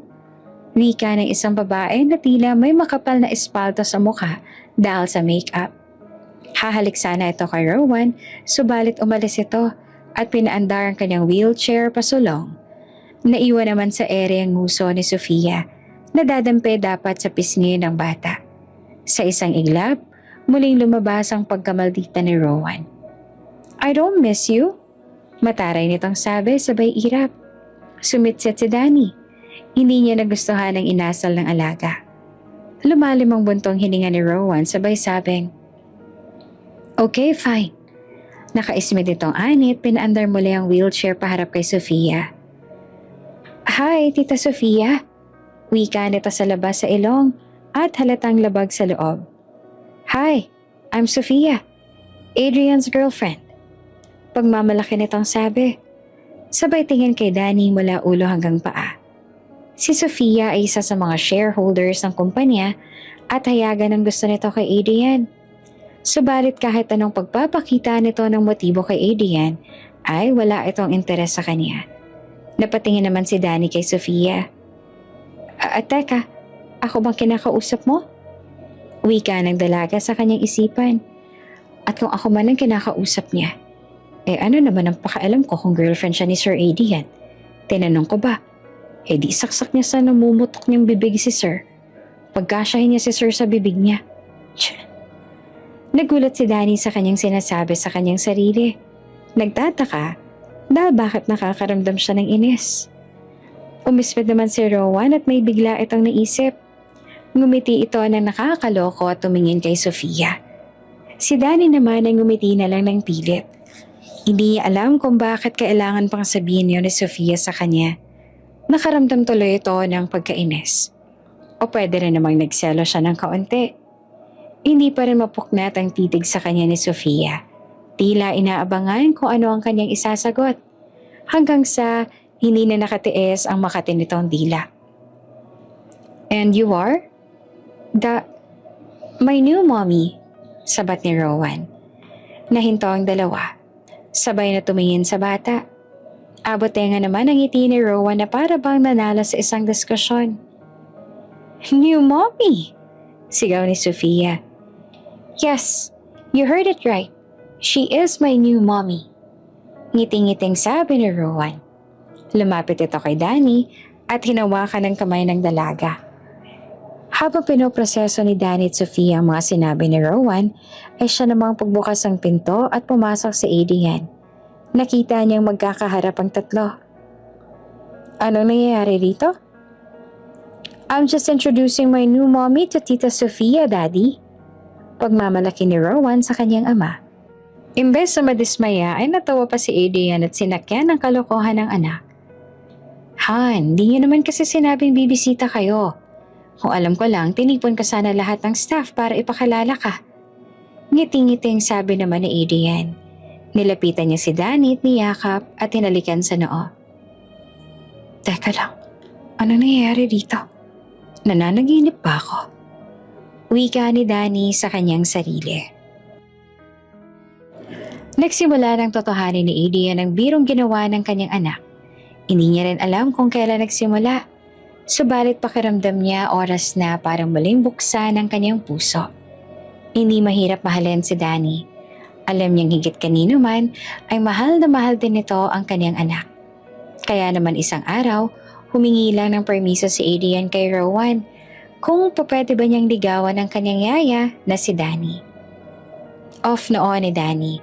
Nasa tahanan nito at doon guguluhin ang kanyang day off. Nasa may swimming pool ang mag-ama, nagbibilad sa sikat ng araw habang nagkukwentuhan. Nang lakas loob na magsabi si Adrian sa kanyang anak. Rowan anak, what if Daddy meets a girl? Then eventually I ended up liking her. Panimula ni Adrian. Nakatitig lang noon si Rowan, nakasulimpat.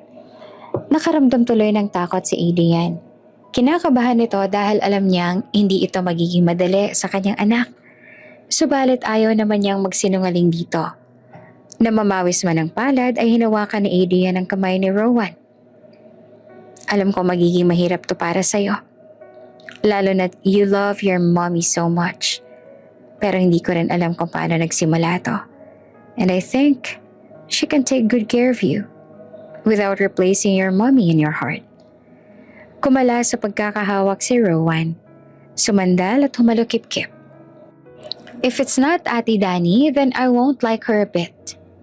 Nagulat si Adrian. Hindi makapaniwala sa narinig. Hindi niya inaasahan ang sagot na yon mula sa kanyang anak. Parang tatalo ng puso niya sa tuwa. Really? Nanlalaki ang mga mata nitong sabi. I mean it, Daddy. I really mean it. Mariing tura ni Rowan. What if I tell you that the girl I like is Ate Danny? Bumalikwas ang harap si Rowan. Hindi na ito nakabusangot at nangingning ang mga mata. Then it's a deal, Daddy. I'll help you to court her para maging mommy ko na siya. And then I can be a big sister. I really wish to be a big sister. Tuwang-tuwa nitong sabi. Walang mapagsidla ng tuwa si Adrian nang makuha ang pagsang-ayon ng anak. Akala niya ay magkakaroon sila ng mahabang diskusyon o hindi kaya magkakagalit pa bago niya ito mapapayag. Subalit kabaliktaran ang nangyari sa kanyang inaasahan. Kitang-kita niya ang tuwa ng kanyang anak kung gaano itong kasabik na maging bagong mommy si Danny. At dahil sa reaksyon ni Rowan, alam ni Adrian sa kanyang sarili, tamang babae ang kanyang iniibig. Subalit may isang problema. Hindi alam ni Adrian kung paanong manuyo ng babae. Hindi niya alam kung paano niya itong uumpisahan. Mabuti na lang at nandyan si Rowan para siya ay tulungan. Daddy, always remember that Danny doesn't like masungit. Understood? Smile, stretch your lips, Daddy, like this. At ngumiti si Rowan para tularan siya ng kanyang ama. Pilit na ngumiti si Adrian kahit hindi niya ito nakasanayan. Palagi kasing bagsak ang kanyang mga labi at nakasulimpat ang mga mata. Walang emosyon ang mukha at para bang walang pakialam sa mga tao sa paligid. Kaya naman, pilit na lang niyang ginagaya ang anak kahit hindi niya alam kung nakakatawa na ba ang kanyang itsura. Like this, anak? Sabay ngiti ng pilit. More, Daddy, more! Smile! Sabay tinawanan niya ang kanyang ama. Hanggang sa natawa na lang din si Adrian sa kanyang ginagawa. Matapos nilang mag-uto ang mag-ama, ay biglang nagseryoso si Adrian. Thank you, anak. Hindi ko inaasahang susuportahan mo ako sa ginagawa kong to. Kahit alam kong all this time, you're trying to please me. Pero ang ending, heto ka. Tinutulungan ako manligaw sa yaya mo. Hindi ko alam kung saan mo natutunan tong mga to pero maraming salamat ha anak. Nahihiyang sabi ni Adrian sa anak. Daddy, tapos na po yun. Alam ko naman po hindi rin po madali ang pinagdaanan ninyo. At saka, I like Ate Danny. She's caring. loving, and true. And I want her not only to take care of me, but also you, Daddy, to be with you all the time. Seryosong wika ni Rowan sa ama. Nang dahil sa pag-uusap nilang yon, ay mas lumakas ang loob ni Adrian na ligawan si Danny. Nagsimula ito sa simpleng pagbati kay Danny tuwing umaga. Sinasabay na rin nila si Danny sa hapag tuwing kakain silang mag-ama ng agahan at hapunan. Kasama sa mga kwentuhan upang mas makilala niya ng personal ang dalaga at mga pasimpleng pagbibigay ng regalo kahit walang okasyon. Lahat ng iyon ay ginagawa ni Adrian sa tulong ni Rowan at lahat ng kasambahay. Here, have some. Alok ni Adrian kay Danny. May dala si Adrian na ensaymada. May malambot itong tinapay at nag-uumapaw ang kinayod na keso sa itaas. May asukal din na makikita sa paligid na sadyang kinatakam ni Danny. Para siya nitong tinatawag upang ito ay kuhanin at kainin. Napalunok naman si Danny. Hindi niya alam kung nagkataon lang pero paborito niya ang dala ni Adrian na ensaymada. Pilit niyang pinipigilan ng sarili na huwag kumuha dahil baka isipin ni Adrian na madadaan siya nito sa ensaymada. Gusto niyang panindigan ang kanyang pagiging masungit sa binata. Danny, huwag kang kukuha. Huwag kang papatukso, Danny. Ensaymada lang yan na maraming cheese at asukal at mukhang masarap. Huwag kang papatukso, Danny. O tukso, layuan mo ko. Wika nito sa kanyang sarili, sabay iwas ang tingin sa ensaymada. Hindi naman manhead si Danny. Alam niya may ibig sabihin ng mga ipinakitang kilos ni Adrian sa kanya. Hindi man hayagan at opisyal ay tila ramdam nitong sinusuyo siya ng ama ng kanyang alaga. At ang dahil dito ay ingat na ingat siya sa kanyang kilos. Iniiwasan niyang makisalamuhang mag-isa sa ama ng kanyang alaga. Tanging tungkol kay Rowan lamang sinasagot niya sa usapan. Tila naging mailap naman si Danny kay Adrian at dumidistansya. Kahit magtanong ito ng personal na bagay ay hindi niya ito sinasagot. Para wala itong maging basehan kung nanunuyo nga ito. Ginagawa ito ni Danny hindi dahil hindi niya gusto si Adrian. Ang gusto niya ay magpakipot. Ginagawa niya ito dahil para sa kanya hindi ito tama. Bukod sa layo ng agwat ng estado ng kanilang mga buhay, isa lang siyang hamak na therapist at ngayon ay yaya ng kanyang anak na si Rowan. Sino siya para magustuhan ng isang gwapo at mayamang binata? Tila suntok naman sa buwan kung siya'y aasa. At sa isang banda, baka naging ilusyon at nananaginip lang sa kanyang akala. Baka sadyang nagiging mabait lang si Adrian at binibigyan niya lang ng kulay ang kilos nito sa kanya. At dahil umiwas si Danny ng tingin, muli itong tinawag ni Adrian. Sa kanyang pagbaling ay nakatitig pala si Adrian sa kanya. Tinitigan ang mukha nitong pigil na pigil sa pagkuha ng ensaymada. Hindi man sabihin ni Danny ay may hinala si Adrian na tumatakbo na sa isip ng dalaga. Ang mga pag-iwas nito at pagsawalang bahala ay kanyang mga ginagawa sa kanya. Kaya naman pilit niyang kinuha ang loob ng dalaga sa simpleng paraan. Tulad ng payo ng kanyang anak na todo ang suporta sa kanyang panliligaw. Don't worry. Hindi ako naniniwala sa gayuma or whatsoever. I only want you to have this. Wika ni Adrian. Sabay kuha ng isa sa mga ensaymada at pumisang upang tikman. Muling napalunok si Danny at halatang takam na. Sige ka. Mamaya tatawagin ko si Manang. Mauubusan ka nito, ikaw rin. Dagdag pa ni Adrian. Napakagat si Danny sa kanyang labi. Tumalikod at umalis. Bumagsak ang balikat ni Adrian. Baka sa kanyang muka ang pagkadismaya. Ano yun? Sambit ni Nate na kanina pa palang nakatanaw sa dalawa. Pinagmamasan kung kukuha ba si Danny ng ensaymada. I don't get it. Bakit pa iniiwasan niya ako? Bakit ang ilap-ilap sa akin ni Danny? Hindi pa ba obvious na gusto ko siya? Ginagawa kong lahat ng to please her. Dismayadong wika ni Adrian. Kumuha si Nate ng ensaymada. Pre, baka kasi hindi sa kanya malinaw ang intensyon mo. Para hindi mo naman kilala si Danny. Maingat siya sa mga kilos niya. Baka kasi akala niya nag-a-assume lang siya o nag-i-ilusyon na may gusto ko sa kanya.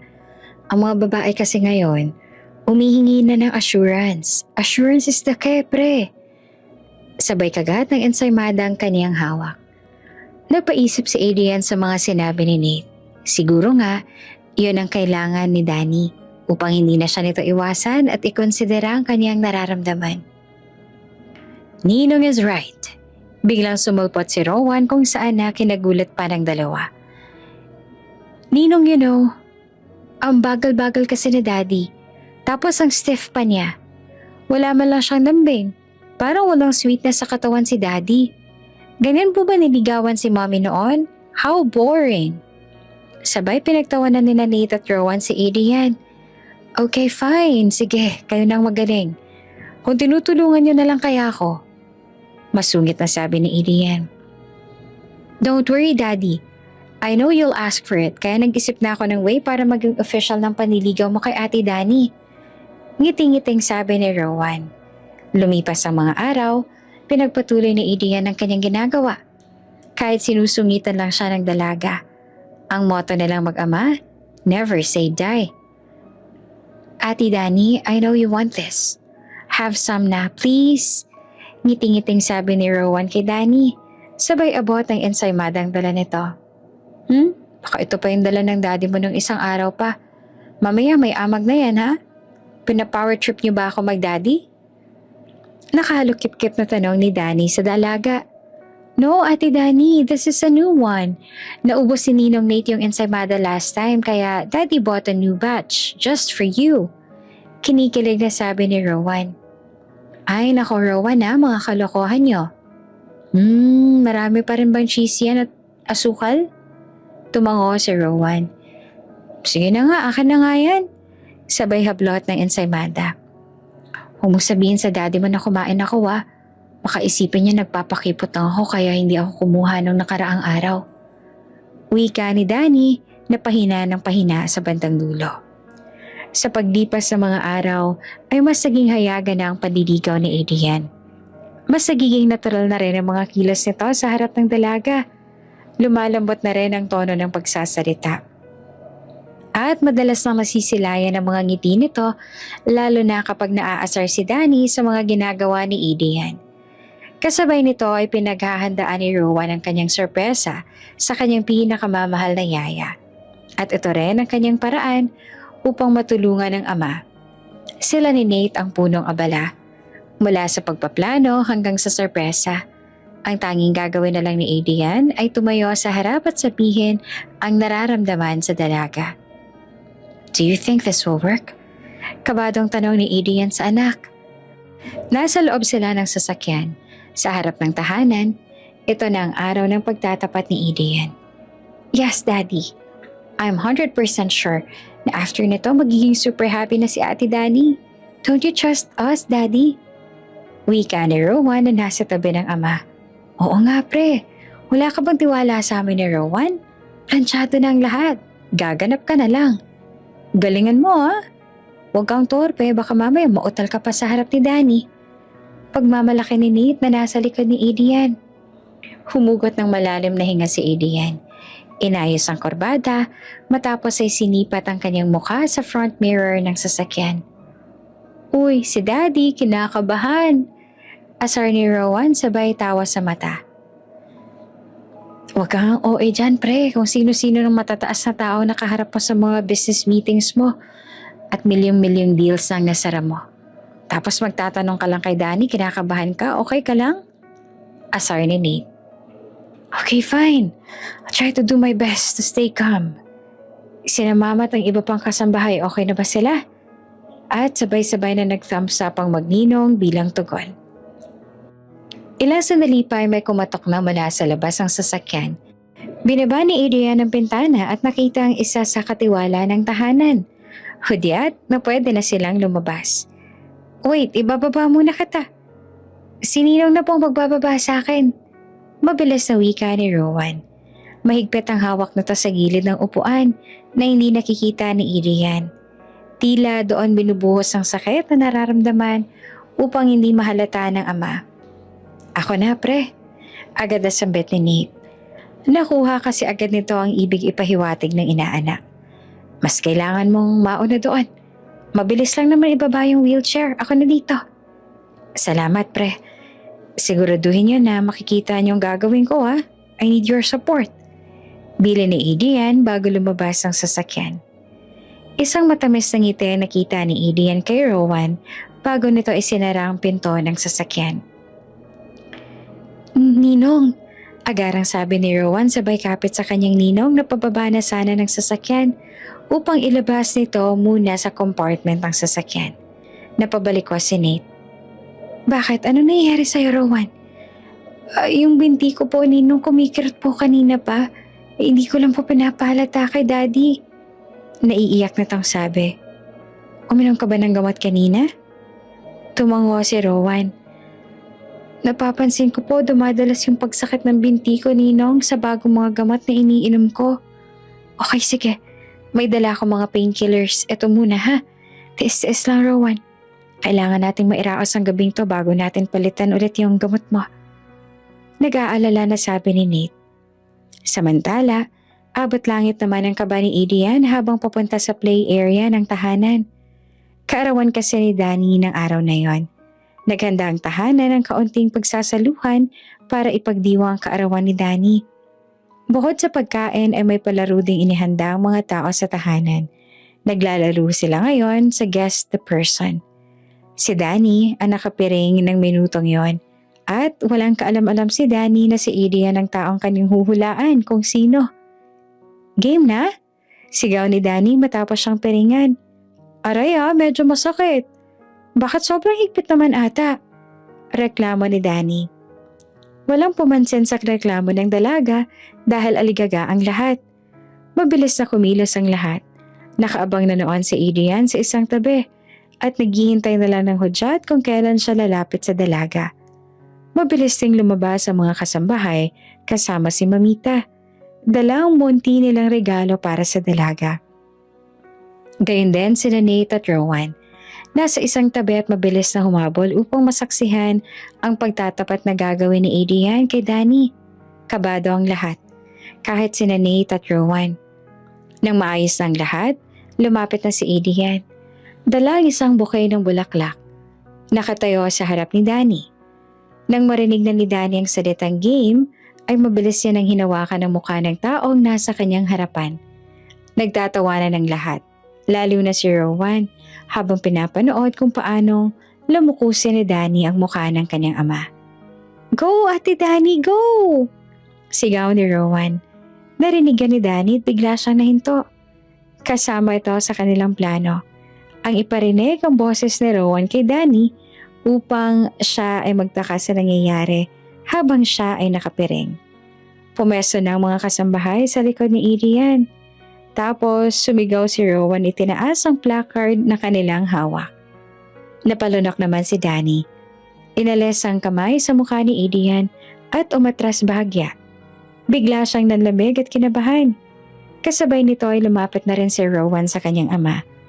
Ilang segundo rin ang lumipas bago nagkaroon ng lakas ng loob si Danny na tanggalin ang piring sa kanyang mga mata. Wala siyang ideya kung ano ang kanyang makikita. At pag-alis niya ng piring, tumambad sa kanyang harapan ang mag-ama. At nasa likod nila ang mga letrang bumubuo sa mga salitang, Will you be my girlfriend? Kita sa mukha ni Danny ang pagkagulat. Hindi niya alam kung paanong sasagot sa kanyang mga nakita. Take your time, Danny. You don't have to answer right away. All I want you to know is I really like you. Pahayag ni Adrian. Not only Daddy, me also, Ate Danny. I really want you to be my mommy. Sabat ni Rowan. Yes, Iha, no need to rush. Wika naman ni Mamita na siyang kinagulat lalo ni Danny. Baka sa mukha ni Danny ang takot habang papalapit si Mamita. Subalit bigla siya nitong hinawakan sa mga kamay upang mapanatag. Hindi po kayo galit? Lakas loob na tanong ni Danny. Natawa si Mamita. At bakit naman ako magagalit? Dahil hindi ka alta? Hindi ka mayaman at sa tahanan ka lumaki? Napatango na lamang si Danny sa takot. Kalokohan, Danny. Hindi ako tulad ng iba dyan na nagmamata ng estado ng buhay. Kung sinong mahal ng anak ko, go. Basta ba't bibigyan niyo ako ng maraming apo, go lang ng go. Nasa 20th century na tayo. Gen Z, you know? Pabirong sabi ni Mamita na kinatuwaan naman ng lahat. Nakahinga ng maluwag si Danny. Akala niya ay makakatamo siya ng sampal sa mismong araw ng kanyang kaarawan. At ang dahil sa kanyang mga narinig, isang matamis na ngiti ang nasilayan sa kanyang mga labi. Hindi man nakasagot agad ay hindi ibig sabihin ay busted na si Adrian. Nangangailangan lang si Danny ng konting panahon upang mas makilala pa si Adrian. Hindi naman yan sinayang ni Adrian at pinakita kay Danny kung gaano siyang kaseryoso sa kanyang panliligaw. Inabot ng halos 1 taon ang panunuyo ni Adrian. Makuha lang ang matamis na oo ni Danny. Matagal man ang naging ligawan ay naging sulit ang lahat dahil sa huli, matamis na oo ni Danny ang nakamta ni Adrian. Hindi na sila bumabata. Wala na rin sila sa edad para patagalin pa ang lahat. Kaya naman pinalipas lang ni Adrian ng 3 buwan at agad yan ang pinakasalan ng pinakamamahal niya si Danny sa harap ng Diyos at sa harap ng mga taong mahalaga sa kanilang buhay. Lalong-lalo na si Rowan na todo suporta sa kanilang pagmamahalan. Mabilis na lumipas ang panahon. Ang dating parang aso't pusang sina Adrian at Danny ay nagkaroon na ng Little Adrian na sadyang kinagigiliwan ng lahat at pinangalanan nila siyang Danielle. Si Rowan mismo ang nagbigay ng pangalan ng kanyang kapatid dahil gusto niyang nakasunod ito sa pangalan ng kanyang tito Danilo na kapatid naman ng bago niyang mommy na si Danny. Labis ang pagmamahal ni Rina sa kapatid niya. Siya palaging nakakabantay dito dahil alam niyang darating ang panahon na kailangan niya ng lumisan upang madugtungan ang buhay nito. Rowan, pasensya ka na ha.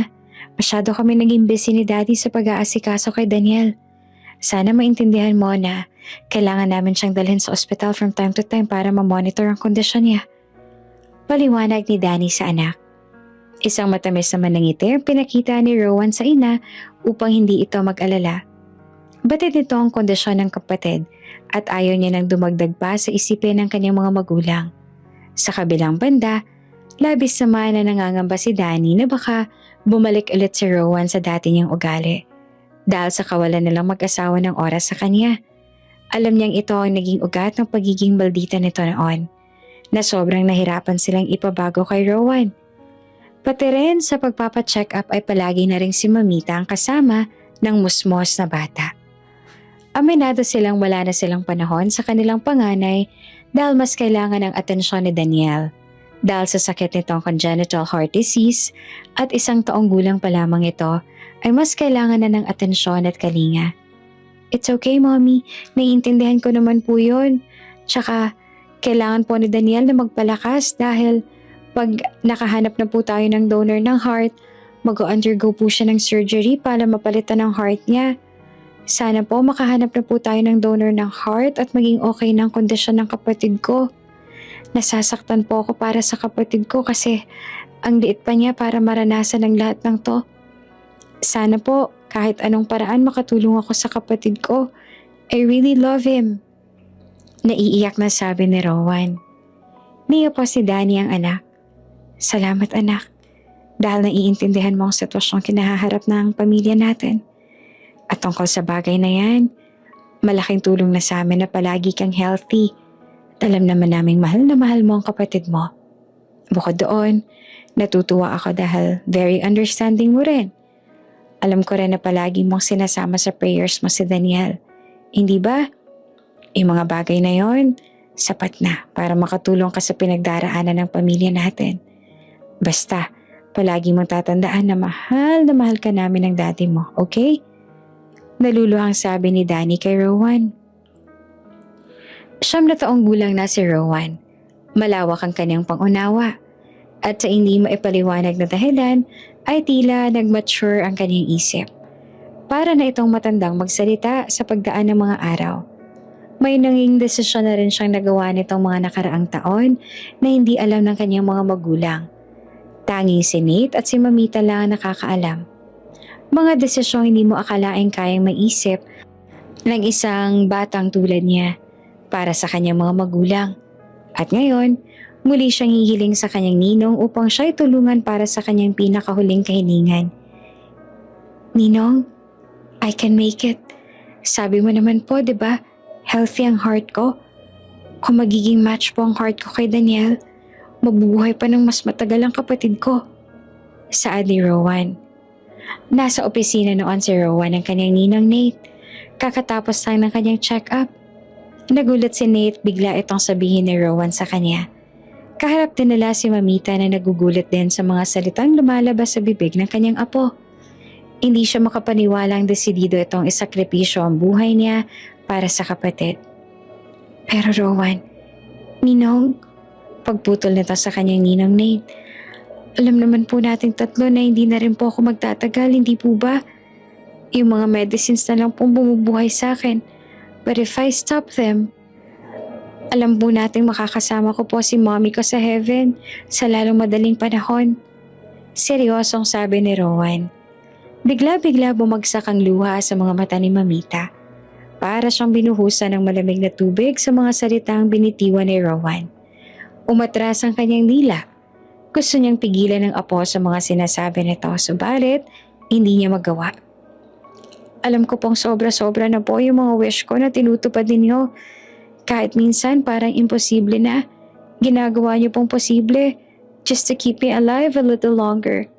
Each day, month, and year. Alam ko pong nahihirapan na rin po kayo ni Mamita sa wish ko. At kahit nakikita ko pong stress na kayo dahil sa akin, hindi niyo pa rin po ako pinapabayaan, Ninong. Yung mga experimental drugs na iniinom ko po araw-araw, yung mga tusok sa katawan, yung painkillers na iniinom ko, parang hindi ko na po masyadong nararamdaman yung sakit. Yung mga tests na ginagawa natin para lang makita kung may konting improvement pa. Lahat po yun, sobrang thankful ako kasi alam ko pong hindi po kayo sumusuko sa akin. And I feel that every day, ginagawa niyo po ang lahat ng to para matupad yung wish ko na humaba pa ng kahit 1 taon pa ang buhay ko. Alam ko pong ganun niyo po ako kamahal. Pero Ninong, siguro po dumating na yung time na we have to accept na hindi na po talaga ako gagaling. Hindi na po ako natatakot. Kasi po, nahanapan na po natin ang right girl yung mag-aalaga kay Daddy. Yun naman talaga po yung unang plan natin, hindi po ba? Yung goal natin na umanap ng girl na mag-aalaga kay Daddy para pag wala na ako, may mag-aalaga pa rin kay Daddy. Hindi siya magiging malungkot. Pinigilan ni Nate ang pagpatak ng kanyang mga luha. Subalit parang pinipiga ang kanyang puso sa bawat katagang kanyang naririnig mula sa kanyang inaanak. Tama lahat ng sinabi ni Rowan. Yun tama naman talagang dahilan niya kung bakit nilagay niya ang resume ni Danny sa mga aplikante noong naghahanap si Adrian ng yaya. Yun kasi ang hiling ni Rowan nang malaman nitong bumibilis ang paglala ng kanyang sakit. Tanging hiling lang ito ay palagi sa kanyang ninong na tulungan siyang iraos ang 1 taon para mabuhay hanggat hindi sila nakakahanap ng mag-aalaga sa kanyang daddy. Kahit gaanong kasakit at kahirap, kaya niyang tiisin. Mahanapan lang muna ang kanyang daddy na makakasama sa buhay bago siya mawala. At bago pa umabot sa puso ko yung sakit ko, gusto ko po sanang ibigay ito sa kapatid ko. Para po kahit wala na po ako, may part po ako na mananatili sa kanya. Para po habang tumitibok ang puso niya, alam niyang mahal na mahal ko po siya. That's my gift to him. Yung gift po na never niyang makakalimutan. Wika ni Rowan sa kanyang ninong. Tila ba nakita na ni Rowan ang kinabukasan nang sabihin niya ang mga salitang yon sa kanyang ninong. Masakit man ay sumang-ayon si Mamita na siyang kinagulat ni Nate. Para bang napupunit ang puso ni Nate sa kinalalagyang sitwasyon. Bakit kailangan nila magsakripisyo ng buhay para makapagsalba ng isa pang buhay? Nate, do what you want to do. Nakaimik na rin sa wakas si Mamita. I'll stand as her guardian kung yun ang kinakailangan. Don't worry. You have nothing to be guilty about. Alam kong inaalala mo rin ang profession mo. I'll get you out of this by the time na magmatch ang puso ng mga apo ko. Utos ang matanda. I have to stand for my granddaughter. She needs me. Kahit masakit. At kailangan kong mamili sa mga apo ko. At bumuhos ang luha sa mga mata ng matanda. Kahit ako nahihirapan sa mga naririnig ko. Sana'y ako na lang nakakaranas ng ganito at hindi ang mga bata. Ako dapat ang nakikita nilang parang nauupos na kandila at hinahatid sa huling hantungan. Pero kabaliktaran ang nangyayari. Pero mamita, hindi po sa ganun kasi po, hindi po ba unfair to sa mag-asawa kung hindi nila to malalaman? Sobrang sakit po nito para sa kanila na malaman nilang para mabuhay ang anak nila. Kailangan namang mawala yung panganay nila. Lumapit si Rowan sa kanyang ninong at hinawakan ang kamay nito. They'll understand this, ninong. Wala ka po bang tiwala sa akin? Nakangiti nitong sabi na para bang dinudurog ang puso ni Nate. Ginawa ni Nate ang hiling ni Rowan. Ilang araw lang lumipas at nakuha na nila ang resulta. Match nga ang puso ng magkapatid. At dahil dito, nahahati ang puso ni Nate ang sabihin niya ito sa mag-asawa. May nakita kaming match na puso para kay Daniel. And willing siyang ibigay to anytime. Just to save him. Wika ni Nate habang kausap ang mag-asawa. Talaga, pre? Salamat po. Maraming salamat po. Naiiyak na sabi ni Adrian. Walang mapaglagyan ng tuwa si Danny nang marinig ang magandang balita. Alam nitong matutuwa rin ang kanilang panganay pag nalaman niyang may nagdodonate ng puso para kay Daniel. Subalit tila ba parang hindi masaya si Nate na agad naman napansin ng mag-asawa. Pre, bakit? May problema ba? May magiging consequences pa ang operasyon? Sunod-sunod na tanong ni Adrian. Nagdalawang isip si Nate kung tama bang sabihin niya ang kanyang nalalaman. Mahirap ito para sa kanya. Alam niyang malalagay sa alanganan ng lahat. Malaki ang posibilidad na magkagulo. Sabihin man niya to o hindi. Pero sabihin mo, anong problema? Ulit na tanong ni Adrian. Pumikat si Nate. Lalong kinabahan si Adrian. Huminga ito ng malalim bago magsalita. I know this will break my promise. And this news will break your heart. Nate, please, diretsahin mo na kami. Anong problema? Sigaw ni Adrian. Tumayo na ito sa kanyang kinauupuan, dala ng pagkalito. At galit dahil hindi masabi ni Nate ang gusto nitong sabihin. Adrian, Danny, pakiramdam ni Nate ay nawala na siya ng boses ng unti-unti. Subalit kailangang umabot ang kanyang tinig hanggang sa masabi niyang katotohanan sa mag-asawa. The donor of Daniel's heart is Rowan, your daughter. Parang binuhusan naman ng malabig na butubig si Adrian ang marinig ang sinabi ni Nate. Bigla itong napaupo. Hindi na nito naramdaman sa kanyang pag-upo ay sa sahig siya dumiretso. Bumagsak siya sa sahig. Ngunit wala siyang naramdaman kahit anong sakit. Tila ba naiwan ang kanyang kaluluwang nakatayo. Si Danny naman ay halos himatayan sa narinig. Umikot ang kanyang paningin at para bang nabingi. Ugong lang ang kanyang naririnig. Gumuho ang mundo ng mag-asawa sa balitang sinabi ni Nate. Pero, hindi ba magaling na si Rowan? Paano? She's dying. 2 years ago. At tayong mga experimental drugs na lang nagdudugtong sa buhay niya. She knew and kept this from you years ago until now. Hindi ko rin alam kung ano magiging epekto sa katawan niya ng mga gamot na to in the long run, pero ginagawa niya ang lahat ng to, Adrian, para masiguro niya na bago siya mawala sa mundong to, may mag-aalaga sa'yo. At hindi ka mag-iisa. Siwalat ni Nate. Suntok sa pader. Pagampas ang sili at halos masira ang mga cabinet sa opisina ni Nate ng araw na yon. Dahil hindi mapigil ang galit ni Adrian. Walang magawa si Nate. Nakatingin lang ito kay Adrian habang sinisira ang kanyang mga gamit. Ramdam niya ang lubos sa panghihina. Si Danny naman naiyak ng iyak. dahil sino ang kanyang pipiliin. At halos questionin ang may kapal kung bakit kailangan niyang mamili sa dalawa niyang anak. Oras ang lumipas at nang nahimasmasan na si Adrian at Danny ay muling nagsalita si Nate. Ikinuwento ang mga nangyari mula umpisa hanggang sa kasalukuyan. Ang mga paghihirap ni Rowan hanggang sa umabot siya sa desisyong to. Alam kong wala ako sa posisyon na sabihin. Pero Rowan entrusted her heart to her brother. She is a brave girl. Ako nang nakikiusap sa inyo. Grant her wish. After this, handa na akong harapin ang consequences. I am willing to give up my license. Matupad lang ang hiling ni Rowan. Matapos ang pag-uusap nilang yon, ay agad na umuwi ang mag-asawa. Pinilit na iayos ang sarili. Iwinakse ang hinanakit. Alam nilang bawat segundo ay mahalaga para sa dalawa nilang anak. Pinuntahan nila ang anak na si Rowan sa kwarto nito. Nakahiga na noon si Rowan.